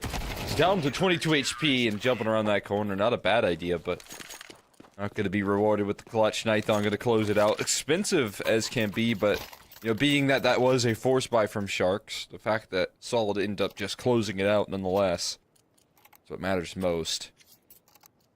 Especially when Sharks don't get a bomb plant. Now, if there's a bomb plant, Sharks have a pretty clear indication that they could keep buying, but without it, yeah, it's eco territory. I think we are already seeing, though, those adjustments to the FAMAS and the value that it's bringing to the game. A lot more strength in some of these CT second-round purchases because of it. It's Nighthon who was able to rely on its effectiveness and even get an upgrade onto an AK. Absolutely. I mean, it's very valuable. I did hit someone for 96 and 6 yesterday. That is Maybe tough. it was 96 and 5. But I you're did back. feel scammed. So I was all excited, you know, bringing out the FAMAS, and I was like, I wish I had an MP9 here. I think I picked it up off the ground. So I still wouldn't buy that weapon. Hit him in the head next time. Yeah, you know, aim for the head is always valuable advice, but in this case, That would have fixed you up. Right. about giving full control of this B side. I mean, almost guaranteeing this team a bomb plant. Oh my god, the HE's almost do a qual in, but hey, I mean, I think that's mission accomplished right there for a T side. Now can you actually close out in a post plant? Close range Tech 9s, it can get a little chaotic. See how this team handles business. Nice coverage from DRG, who turns just in time. Turns on the dime. Well, it doesn't last too long either, so solid. They do successfully retake, but again, you know, bomb plant here is going to set your first gun round up for success. Let me maybe spin a different tale to you on this one. The perspective I think Solid are taking is, you know, they didn't have the opportunity to really build up any economy last round. It was a tight win. And so this time, they just give a bit of a firing squad there at Street. And they rely on the fact that their retake is going to be strong. And they do it without losing any bodies. So, ensuring that 5 survive, and the cost for that is a bomb plant. In a round that they already know Sharks are buying, I think is a pretty reasonable decision. I like the way you think. See if it's any punish. The fact that Nyx is comfortably onto an op with plenty of utility, though, that is a huge boost for Sharks, no doubt.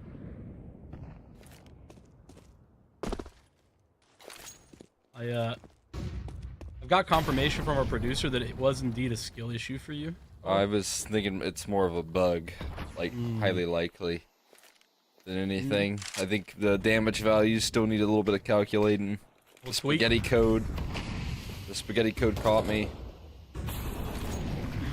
It can't be me. I can't be the problem. That's I fair, refuse you to know. believe. I track that. This little mid-re aggro here coming through from DRG, though. He's getting in their face. Gets that deep smoke down, you know. Talk about very good control regained here for the T side, or CT side, rather. With 50 seconds or so left into the round. Not a lot of time left. They finally spring into action. Now that mid-smoke fades away, but again, they're going to have to kick it into gear here soon. Where do you go from here? With 4 players towards mid, it feels like A is the only real option at this point. Yeah, and I mean, they're going to have to step on the gas for it, too. DRG here, he's got the support, but it is just an MP9 and Tomate. Flashbang leads him in, and it's on the run that RDN sprays them both down. That flashbang ends up pretty perfect, despite playing anti for Tomate. Devastating way to break open the A bomb site.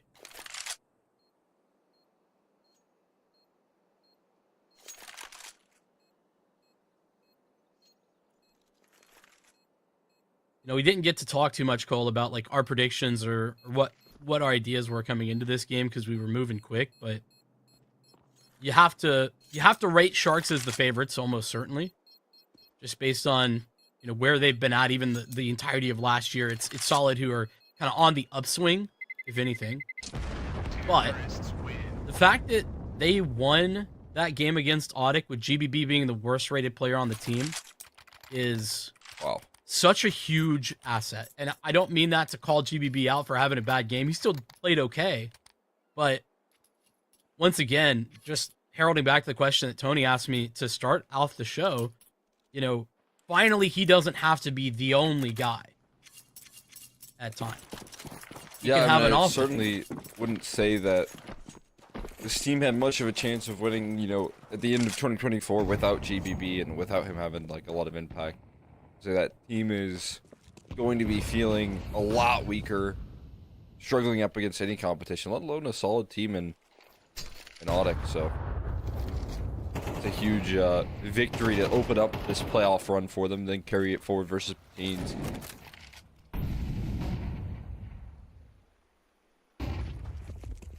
If you can see GBB continue to play effectively, that could be the last piece of the puzzle that they need for a finals run. Setup gets broken down though as RDN continues to be efficient on these openers.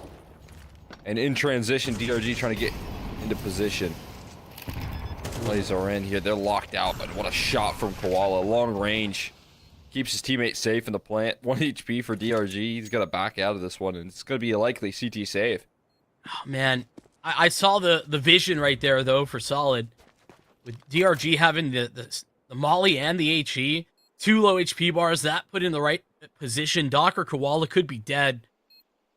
Just a little bit of a stretch trying to get through the camera smoke so quickly for Solid. Use DRG and Nython to walk off on the save. But it is all about RDN. I mean, this guy having such efficiency getting into the bomb site.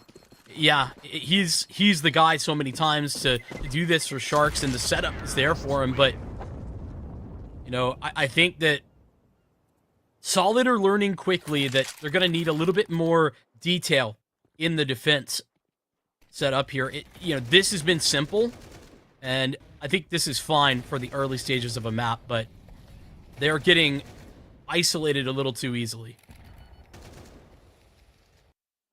Yeah, I think sometimes, you know, difficult to find perfect solution to how a team runs a default here, and a lot of targets towards A early on, whether that be through mid or through, you know, just A main straight up. Whatever they've wanted, they've been able to take it at some point in the round here. And as you can see right now, Gafolo doing just that. Getting aggressive. His mid antics. Getting past the utility early on, getting past all the pressure. We gotta see, in some form or fashion, Solid win on the map control here. Somewhere on the map, they have to be taking some victories. Otherwise, you're just gonna be suffocated out of every round on this defense.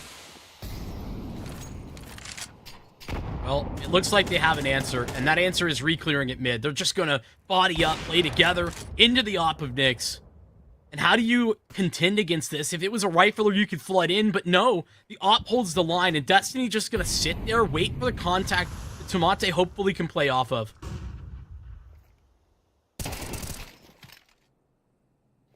Destiny being able to close out a kill, trying to reclaim some control. Here's Nython, and he holds the line, covering RDN. Dealing with Doc, who looks to trade. Rotations are swift. Nick still gets it. A chance here in the round. Plenty of time to punch in the digits. Gets the bomb planted here, but doesn't prepare himself for the scale. Mate will step through. Lock in the kill to win the round here and move forward. Solid on that CT side. That's exactly what you need. You need to have, you know, the availability right there of Nython taking control back in favor of the CT side to make that round a little more easier.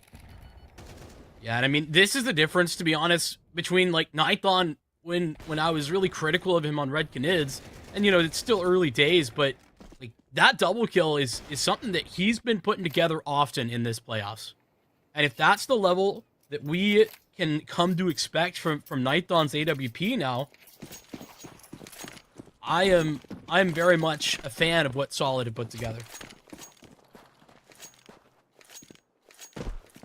I mean, I feel like Nython always has this capability of being a very efficient opper. It's open from DRG. Able to step through there and open things up, find a quick pick towards middle. As I said, you just have to be able to take some wins on the map. This is ambitious out of RDN. I mean, they've tried a couple of different avenues. He's been so successful, but read like a book. Nython prepared for that scale out, and RDN falls. So it's 2 openings. One at mid, and now Nython towards A, converts another. Taking victories here again, taking map control. Get it away from this T side. We'll see if Nyx can pull it back. That's a crazy shot on the Nython. Able to ruin his day. Make sure that he gets away with nothing more. And for up a little bit of relief now. Koala in the next at bat there. Looking to come out on top versus DRG, but gets caught surprised.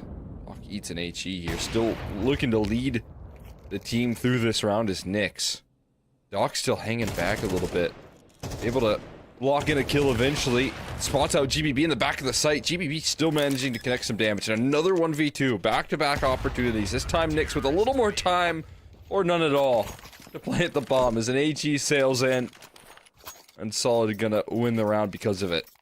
Important round out of DRG, who just had all the availability in some of the most impactful moments of that round. Obviously, the openers, that's one thing. It's DRG to provide that initial win. Nython adds some addition to what he started, but it's the fight against Koala in mid that defines that round for me. Huge impact out of Nyx to get through and maybe even break open the B bomb site, but the fact that Koala goes down in a spot that he's actually super effective in normally on that late lurk through mid, that's DRG having the big impact that he's been able to pull off in that last round.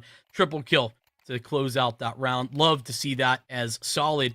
I mean, it's a team effort currently with a 5-2 scoreline as Sharks take a timeout. I mean, this is a CT side of Anubis as well that they're building up the scoreline on, so not the easiest of tasks here. Being able to bring in an efficient CT side is going to be huge. Make your life a whole lot easier for Solid.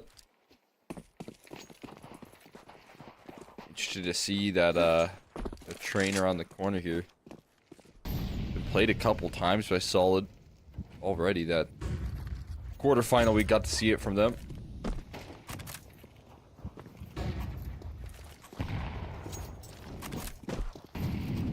There's some of that aggression you've been asking for, talking about a lot.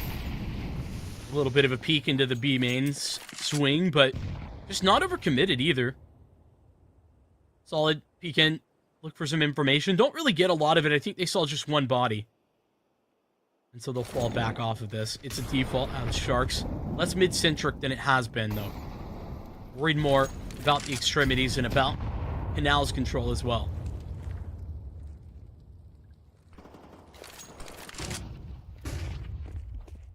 This Doc trying to set himself up for utility to scale throughout E-Box. Take some control. That flashes effective, getting him in on.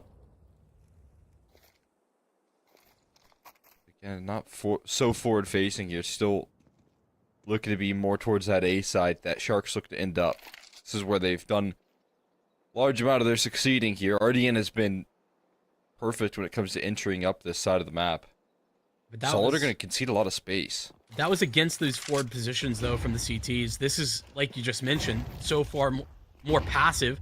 Great counter flashes. That's going to stall them out. Get Nython into position to have impact from half wall. Oh, can't connect anything, though. Have to run away and just give the bomb site. And this is very timid, very passive from Solid. It can create some problems right now. 5v5 post plant, which you have Koala, who's fresh inside of smoke. They're calling a save. They're running away. You almost can't go into that. I mean, yeah, they had no space. Don't love the way that they handle giving over that much space, but I do love the fact that they call the save. To recognize what's lost and not lose too much because of it. Now, that's a good call. Even if the way they got there was a bit questionable. Well, yeah, and you already got, what, 5 rounds on the CT side, so, you know, now most importantly is to give yourself as many chances on guns as possible. Find a way to do a little bit of exit damage there towards the tail end as well. While you're at it, can't hurt. But definitely an interesting bit of concession there. It feels like a little bit of a gamble-y setup coming through from that CT side. So as you said, I mean, they are, I'm sure, fearful of RDN and what he can do with a little bit of setup, but if you want to win a round, you do have to avoid giving them over the bomb site for free. And maybe that comes down to Nython being able to hit a couple shots there to put it into at least the realm of possibility, but without that, that just crumbles. Yeah, unfortunately, I think that is what it comes down to, because I actually think that Solid did everything right to set Nython up, but, you know, good flashbangs. I think we didn't get to see his perspective, but I think a good flashbang, at least for once, for one time over Sharks, and then, you know, I don't know about that second shot, but he was in the right spot but couldn't connect the shot, ultimately makes it so much more difficult. Yeah, I mean, you're in a position, like you said, if that first flashbang connects, you get 2 shots as an opper, kind of putting yourself in a good position. You just have to connect on those. I thought not quite available for that. That is where it's important, though, to cut your losses, and I think that's why, you know, I was so impressed with Solid making the decision to do that. With 5 alive, it always hurts to call a save. I mean, I know I'm not ever fond of having to do that. If we got 5 alive, you're thinking, what? You got the same numbers as we do. No, Stopping you love us. saving. You're all about your value. And saving 5 guns is better than none. That is true. You do have me. I wouldn't go so far to say I love saving. You actually invented saving, I'm pretty sure. Well, I You mean, were the first person to ever save a weapon. I don't like to brag or anything, but it was a pretty impactful way to change how the game is played in Counter-Strike. Always thinking.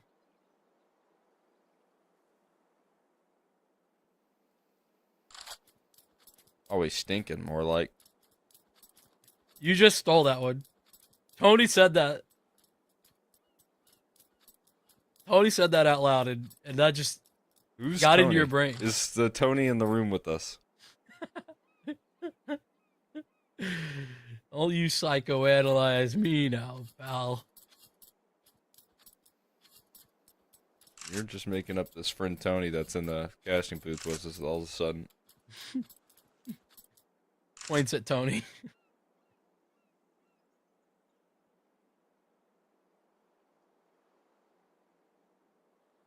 I think Gafolo gonna get back in here soon, or do I keep having to talk about this fake guy Tony?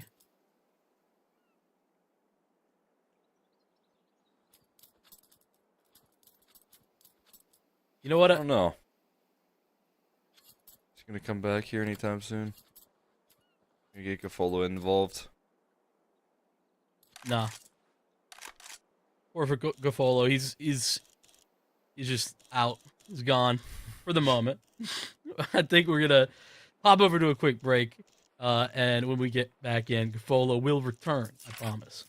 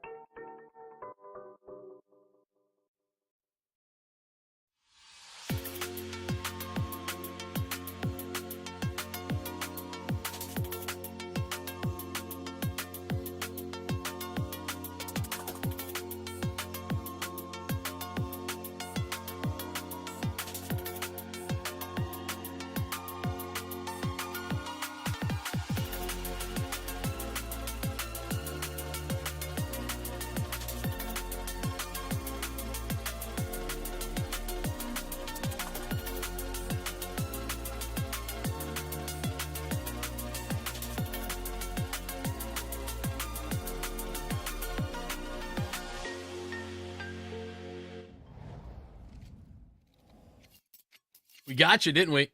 18-minute clock. Nah, just kidding. A little goof. Ranked. Where do you get all these like lines, Cole? You're kind of funny, man. Straight off the domer. Just the voices in my head. Cool stuff. Maybe need to get me some of those. It's the spark. Can't lose the spark. Hey, hold on. Little freebie out for Destiny. Nithon's getting pressured, though. Difficult as Doc plays a back-and-forth game of jiggling into the angle. Destiny survives for the time being, almost loses out, but Doc on the run, so inaccurate. But the B site is there. Sharks have the bomb site once more. Been a nice occurrence there. GBB, though, with a flashbang beautifully set up to open back up into this round here and allow for access on a retake. They're going to go for this one here in the 4v4. 4v2 as Doc looks to step through here. He does collect on the GBB, catches him a little bit off guard, and is still no trade yet. Or Destiny puts a rest. The antics here. Molly goes on top of that bump, but there is a smoke for the CT side. They're not smoking it just yet. There is no kit. There's going to be a 10-second defuse. I don't even know if this is going to happen for Tamate. I don't think he's gotten on it quick enough, and so you get spammed down either way, but there was no chance for that round. No, unfortunately not. Finances, as we've been talking about, starting to get a little bit dicier with these saves. With the reinvestment, Solid have been able to keep up a strong level of weaponry, but phenomenal work out of GBB. It's just got to get this trade onto Doc. That's the problem. And for a guy that we talked up so much that we know is capable, he struggled to start this Anubis map, but that's exactly what you anticipate from him more often. Absolutely. I mean, a whole lot more of that can go a long way.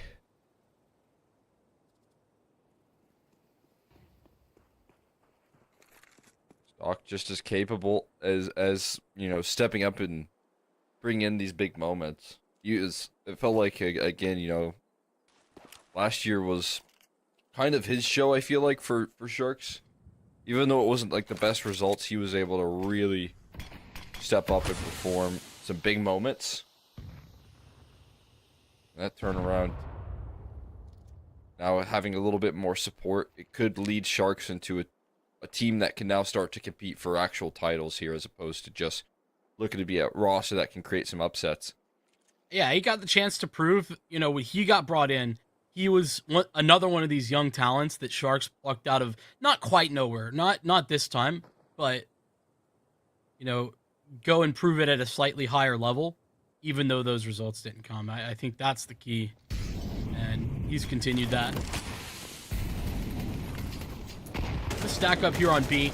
Fortunately, with just pistols, it's unlikely to get too much done. Koala cleans them up, mops the floor with them on the B-bomb site.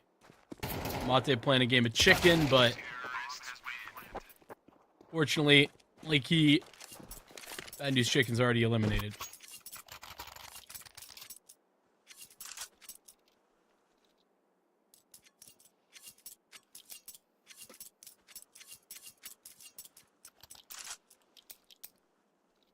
I came here to watch Bad News Chickens, but you telling me they're out? They gone. What? See ya. Oh, seriously? For real? Hey, man, you're like 3 days late on that too. That's tough.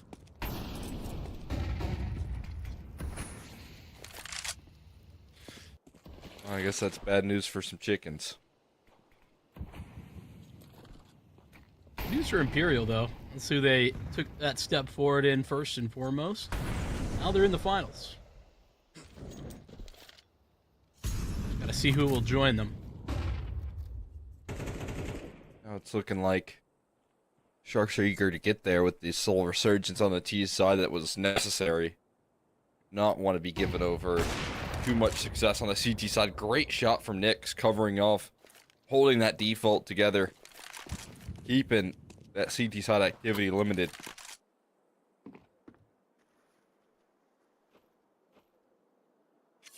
It's so difficult to like flash that angle off.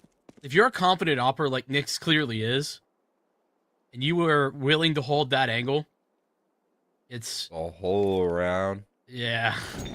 Yeah, as long as you don't fall asleep. Exactly. I mean, that's the biggest threat to you. Not a flashbang, but sleep comes for us all eventually. Twice key to have some of those younger guns there.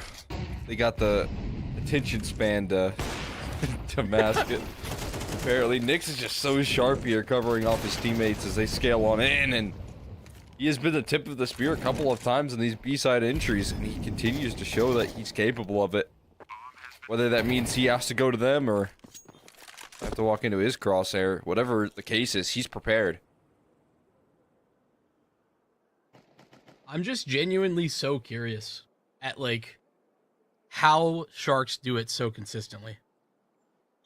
How do they keep finding incredible talents like this?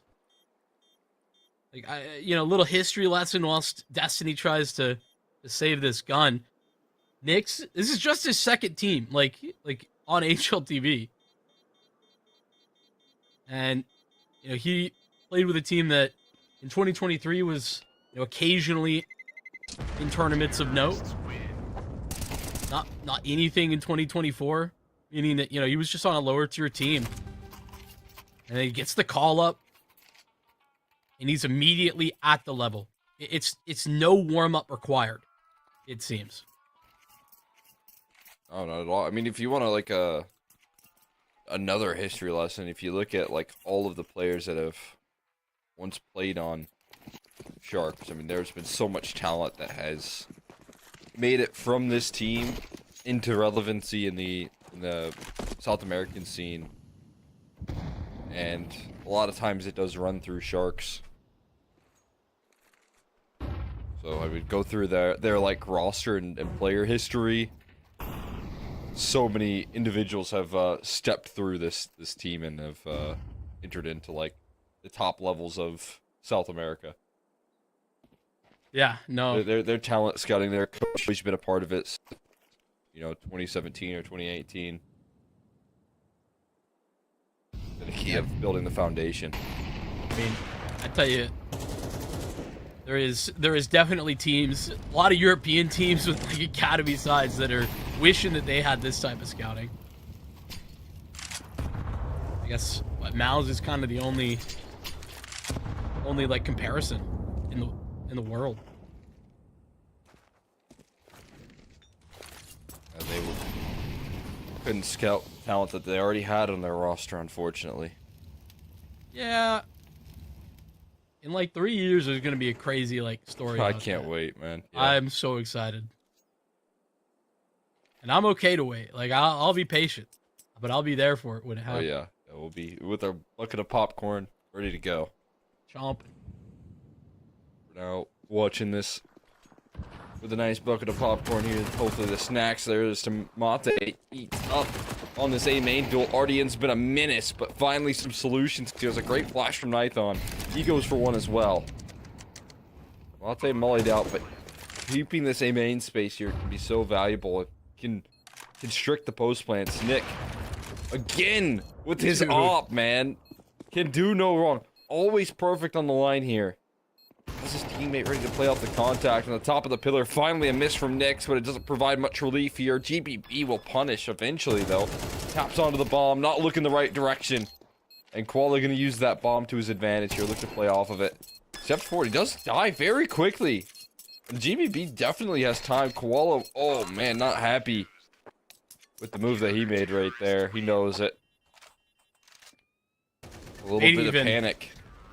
Even more impressive by the fact that GBB had like 3 bullets too. Oh, did he really?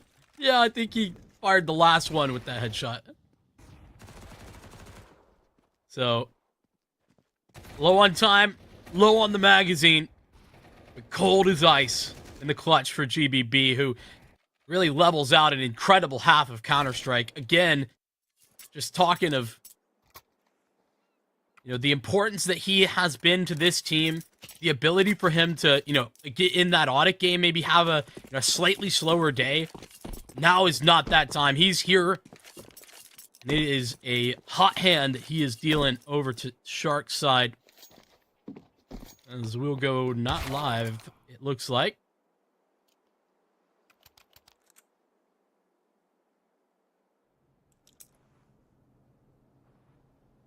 Ranked again. Got him. East side building up a nice bit of energy already. It's looking to be A little bit frustrating here for the side of Sharks towards the tail. And I mean, watching that last round play out there, knowing that now you've got an even half here that you have to play up against, feels like if you're on the side of Solid, you're going to hop into this T side with a lot of confidence and a lot of availability to make some risk and still try and like figure out how you're going to work this T side if rounds go wrong, if you lose out in the economy game a little bit early on. There's going to be plenty of time to bounce back and still show up in that sense. Yeah, no doubt about that. Got to be so happy, though, if your team's solid. Just over the course of the half, finding some of those important rounds. It does feel like on Anubis so many times, so often, it's about surviving your CT side, especially if you start there. And they did more than survive, I think far closer to thrive.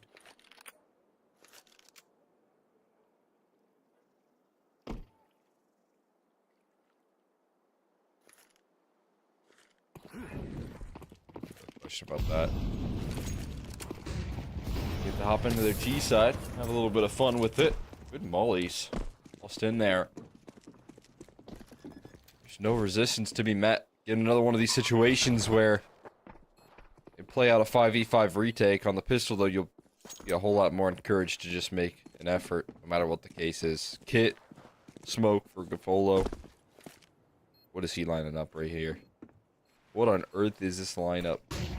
Okay, it's a flashbang, not a smoke he's throwing, but flash avoided with ease. And they just eat up the competition. That's a kit dropped in the water as well, so it's going to have to be a 10-second defuse no matter how you like it. And they're not sticking it just yet. Nithon will come through with the close. Get strict on him. Solid. Play that pistol to perfection. Yeah, I mean, this is perfect with regard to Solid targeting the A bomb site. They kind of get a win just by going A here when Sharks are stacked 4B at the beginning of the round. But even further from that, Team Solid just taking all of the CT space. And Sharks knew it. They understood the situation. They honestly played into it about as good as you could. I guess you could argue the flash could have been better. But best you can hope for is just to pull the T's crosshair away. And that was not enough. I was thinking that might be slightly off, and it was. And I thought missing the Molotov. But nobody's there to get burned out. So nobody but me and him know about it. And I guess now you, Cole, since I'm in a sharing mood. Should expose him like that, man. It's messed up. No, it's just between you and I. I kept it, you know. It would be messed up, though. I agree. And the viewers at home. Who are they? Let's cut this off now.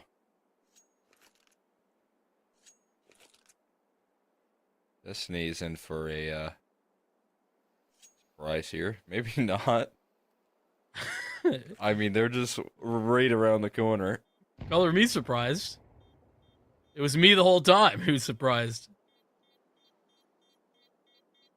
This whole time I was thinking that you were Vincent. Yep. It's a mistake a lot of people make. Wait, But GBB? for some reason, just at DRG. the beginning of this. That's a surprise for DRG. Wondering how on earth they're in their spawn. But business handle there. Only a MAC-10 lost, and Destiny thinking about all those sweet ecos that walked right around the corner. Yeah, I'm known by many names. Across the world, even. Cole. I guess our wonderful analyst and host just knows me by one of those.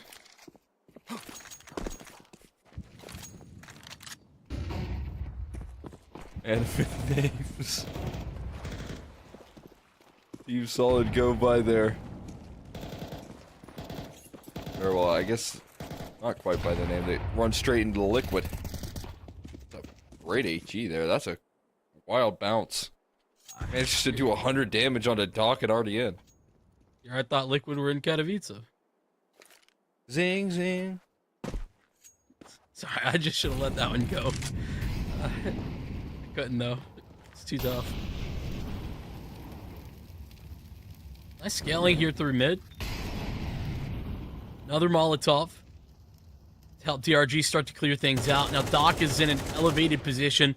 Slight off angle, but spotted, seen. Now they've got some support. Doubled up. Oh, but it doesn't matter. Surely the trade. DRG, though, pulling out some utility. Here's the move, rather, over in towards A. And DRG has the timing. Cutoff, though, not secured. He's still got a lot of bodies on the other side to deal with. And he's just going to get out of there instead as the bomb gets put down. Oh, Nick's just charged forward and overwhelmed. DRG not really in a position to make this happen. At least health-wise. Hash doesn't help him either. And as soon as he starts shooting, coverage from teammates come involved there. Make sure that that round does not spiral out of control.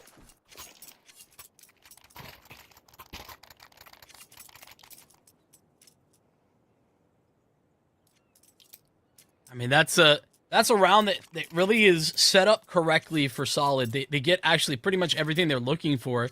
DRG even starts to cut off that mid-rotation. He just doesn't have the health to stick around, and I think makes a good decision to go back. But the rest of the team, it's Sharks who recognize a little bit of weakness on the site and understand that that's undermanned at that moment to take advantage. But Nithon gets up in the mix. Wow, what a trade, though, from RDN. And I don't even know if he saw Nyx. It's great from Sharks to just evacuate the area. They've already traded out that 1-for-1. Don't need to stick around too much longer. Nithon really wanting to punish further. It's sidelined here, but look at this. Destiny just follows in their footsteps. Taking that space right back. Oh my god, RDN is laser sharp right now. Instant on his shots, but traded out just as quick as can be, and that Tech 9 overwhelms. Gafolo somehow last alive here so quickly. Looking to recover this round, but he's running out of ammo. Tries to make an escape into safety. No avail. Mate will close out that round. Something I've noticed that Solid do quite well. Their sense of timing on where they can get space on this T side is very good. That's Destiny doing a great job of that in the last round. Like you said, follow straight the footsteps of the CTs. Walk straight through their own smoke and gets it quickly. A little bit of utility. One rifle. That's what Sharks have on display for this round. Didn't much.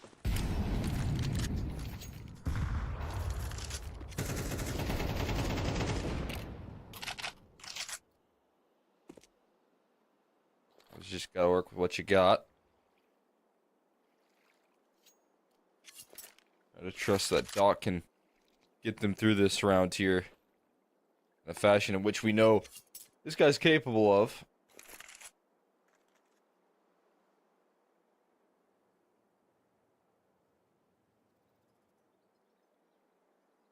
Operating with this on the CT side, not gonna be an easy task here by any means. Running into tough setup there as Destiny holds the line, and as you spot out that rifler, well, now you realize that there's an opening on this A side. They will head into the danger, but a little more safety ensured when that they can take control. I mean, hang on to the guns. That's the key. They got an AK upgrade. Team Molly too. It's a nice find on a round with, you know, Doc having the one real weapon. Keep that and add another. But I will say, Solid are starting to build up a pretty significant lead now. Yeah, just 3 rounds, but double digits now.